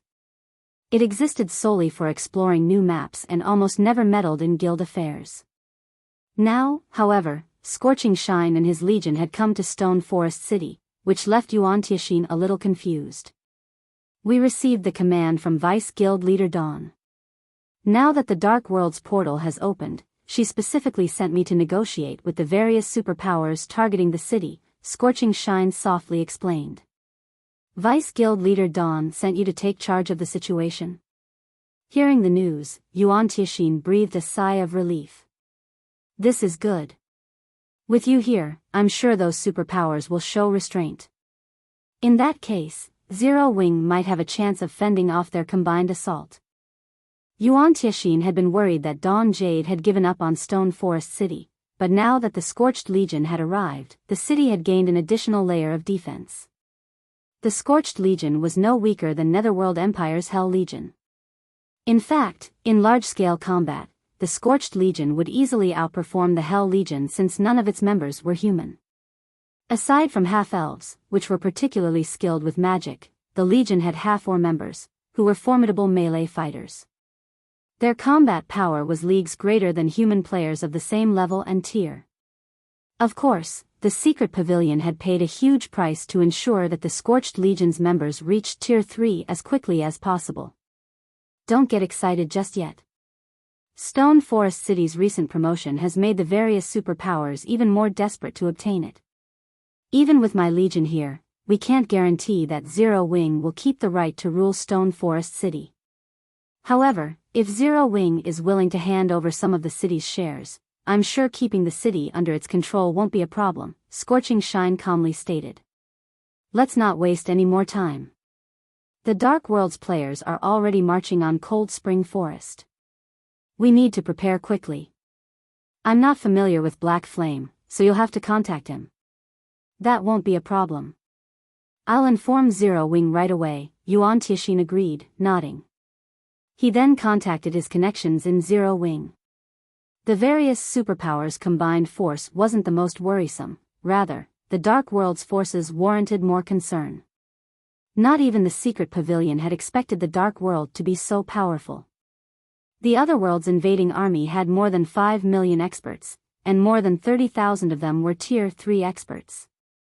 The army also had more than 50 flying mounts, and to make matters worse, these numbers only grew as time passed. If this army were allowed to flood into Cold Spring Forest, the consequences would be dire. Shortly after Yuan Tixin contacted Zero Wing, however, he froze in shock. Old Yuan, has something happened with Zero Wing? Scorching Shine asked, his curiosity piqued when he noticed his old comrade's stunned expression. Not long ago, Black Flame led a team to the Dark World's portal. He plans to negotiate with the Dark World's players, Yuan Tixin grimly explained. Negotiate with the Dark World's players? The news dazed Scorching Shrine, as well. He then looked at Yuan Tixin and asked, are you sure Black Flame's brain is working properly? What a joke. With the portal to the Dark World open, the Otherworld's players were like a pack of starving wolves that had just spotted fresh meat. They'd pounce on anyone they encountered, not wait for negotiations. This was precisely the reason that the various superpowers had ordered their members to stay at least 10,000 yards away from the portal, afraid that they'd lose their subordinates to these ravenous wolves. Shifeng, however, was doing the exact opposite. Instead of strengthening Stone Forest City's defenses, he had taken the initiative to contact the Dark World's players personally. He was heading straight for the portal, basically offering himself up, gift-wrapped, to the Dark World's army. Even the various superpowers were stunned and they learned of Shifeng's plan from their spies in Zero Wing. What was going on? Was Zero Wing about to surrender? Inside another advanced room within the Freedom Hotel. Illusory, it seems Zero Wing will fall, even without the various superpowers' interference, the fierce man from Crimson Emperor said as he read a report from his subordinate. Shaking his head, he continued, we won't even have to wait 2 or 3 days for this war to conclude. Everything will likely end today. This is insane. We're talking about an entire otherworld of experts. Why would he pull such a crazy stunt? Illusory Words couldn't believe her eyes when she read the report. When Shifeng had tried to challenge an entire city with only several hundred players, she had seen a possibility for him to succeed, but trying to repel all of the players from an otherworld was a fool's dream. This was no longer a force an individual power could hope to overcome. While illusory words and many others were puzzled by Shifeng's most recent ploy, Furious Heart, who had been busy persuading the Dark World's players to act, received the news. Interesting. It seems Black Flame really loves a fight. He must think this battle will be just like the one in Demon City. Furious Heart laughed as he read the report. Hopefully, he doesn't turn and flee after witnessing the Dark World's army. I wouldn't want this to be too boring. Elated, Furious Heart shifted his gaze to the invading army that marched through the portal into Cold Spring Forest. In the face of this army of several million dark players, even a kingdom would fall, much less Zero Wing. Following which, Furious Heart tossed aside the report and led his team through the portal. When the Dark World's players arrived in Cold Spring Forest, a commotion broke out among the army. So, this is the main continent? Crap. There are so many rare ores and herbs nearby. This place is ours for the taking. The dark players couldn't help their growing excitement as they drank in the beautiful scenery in Cold Spring Forest. They wanted nothing more than to claim the surrounding resource areas right away. Even the upper echelons from the other world's various powers looked around them with a passionate flame burning in their eyes. They had to admit that Cold Spring Forest was a much higher quality than the Dark World's level 100 maps. As long as they could collect these resources, neither their individual development nor their guilds would be a problem. Before the Dark World's residents could celebrate, however, they heard a loud roaring from the distance, a deep rumble that echoed throughout the valley the portal occupied. Read latest chapters at Wuxia World. Everyone turned toward the origin of the sound. The dark players then spotted 5 colossal figures flying toward them. As the roaring grew louder, they could begin to distinguish the flying giants' details. Are those flying ships? With a closer look and realizing what the monstrosities were, everyone was stunned. Those 5 flying ships were too massive. The largest flying mounts they had seen would be insignificant beside the steel giants. As the 5 flew in formation, they practically blotted out the sky. You're tuning into the Biyao's Wuxia Chronicles YouTube channel. Don't forget to subscribe and join us on this journey to catch the most captivating stories.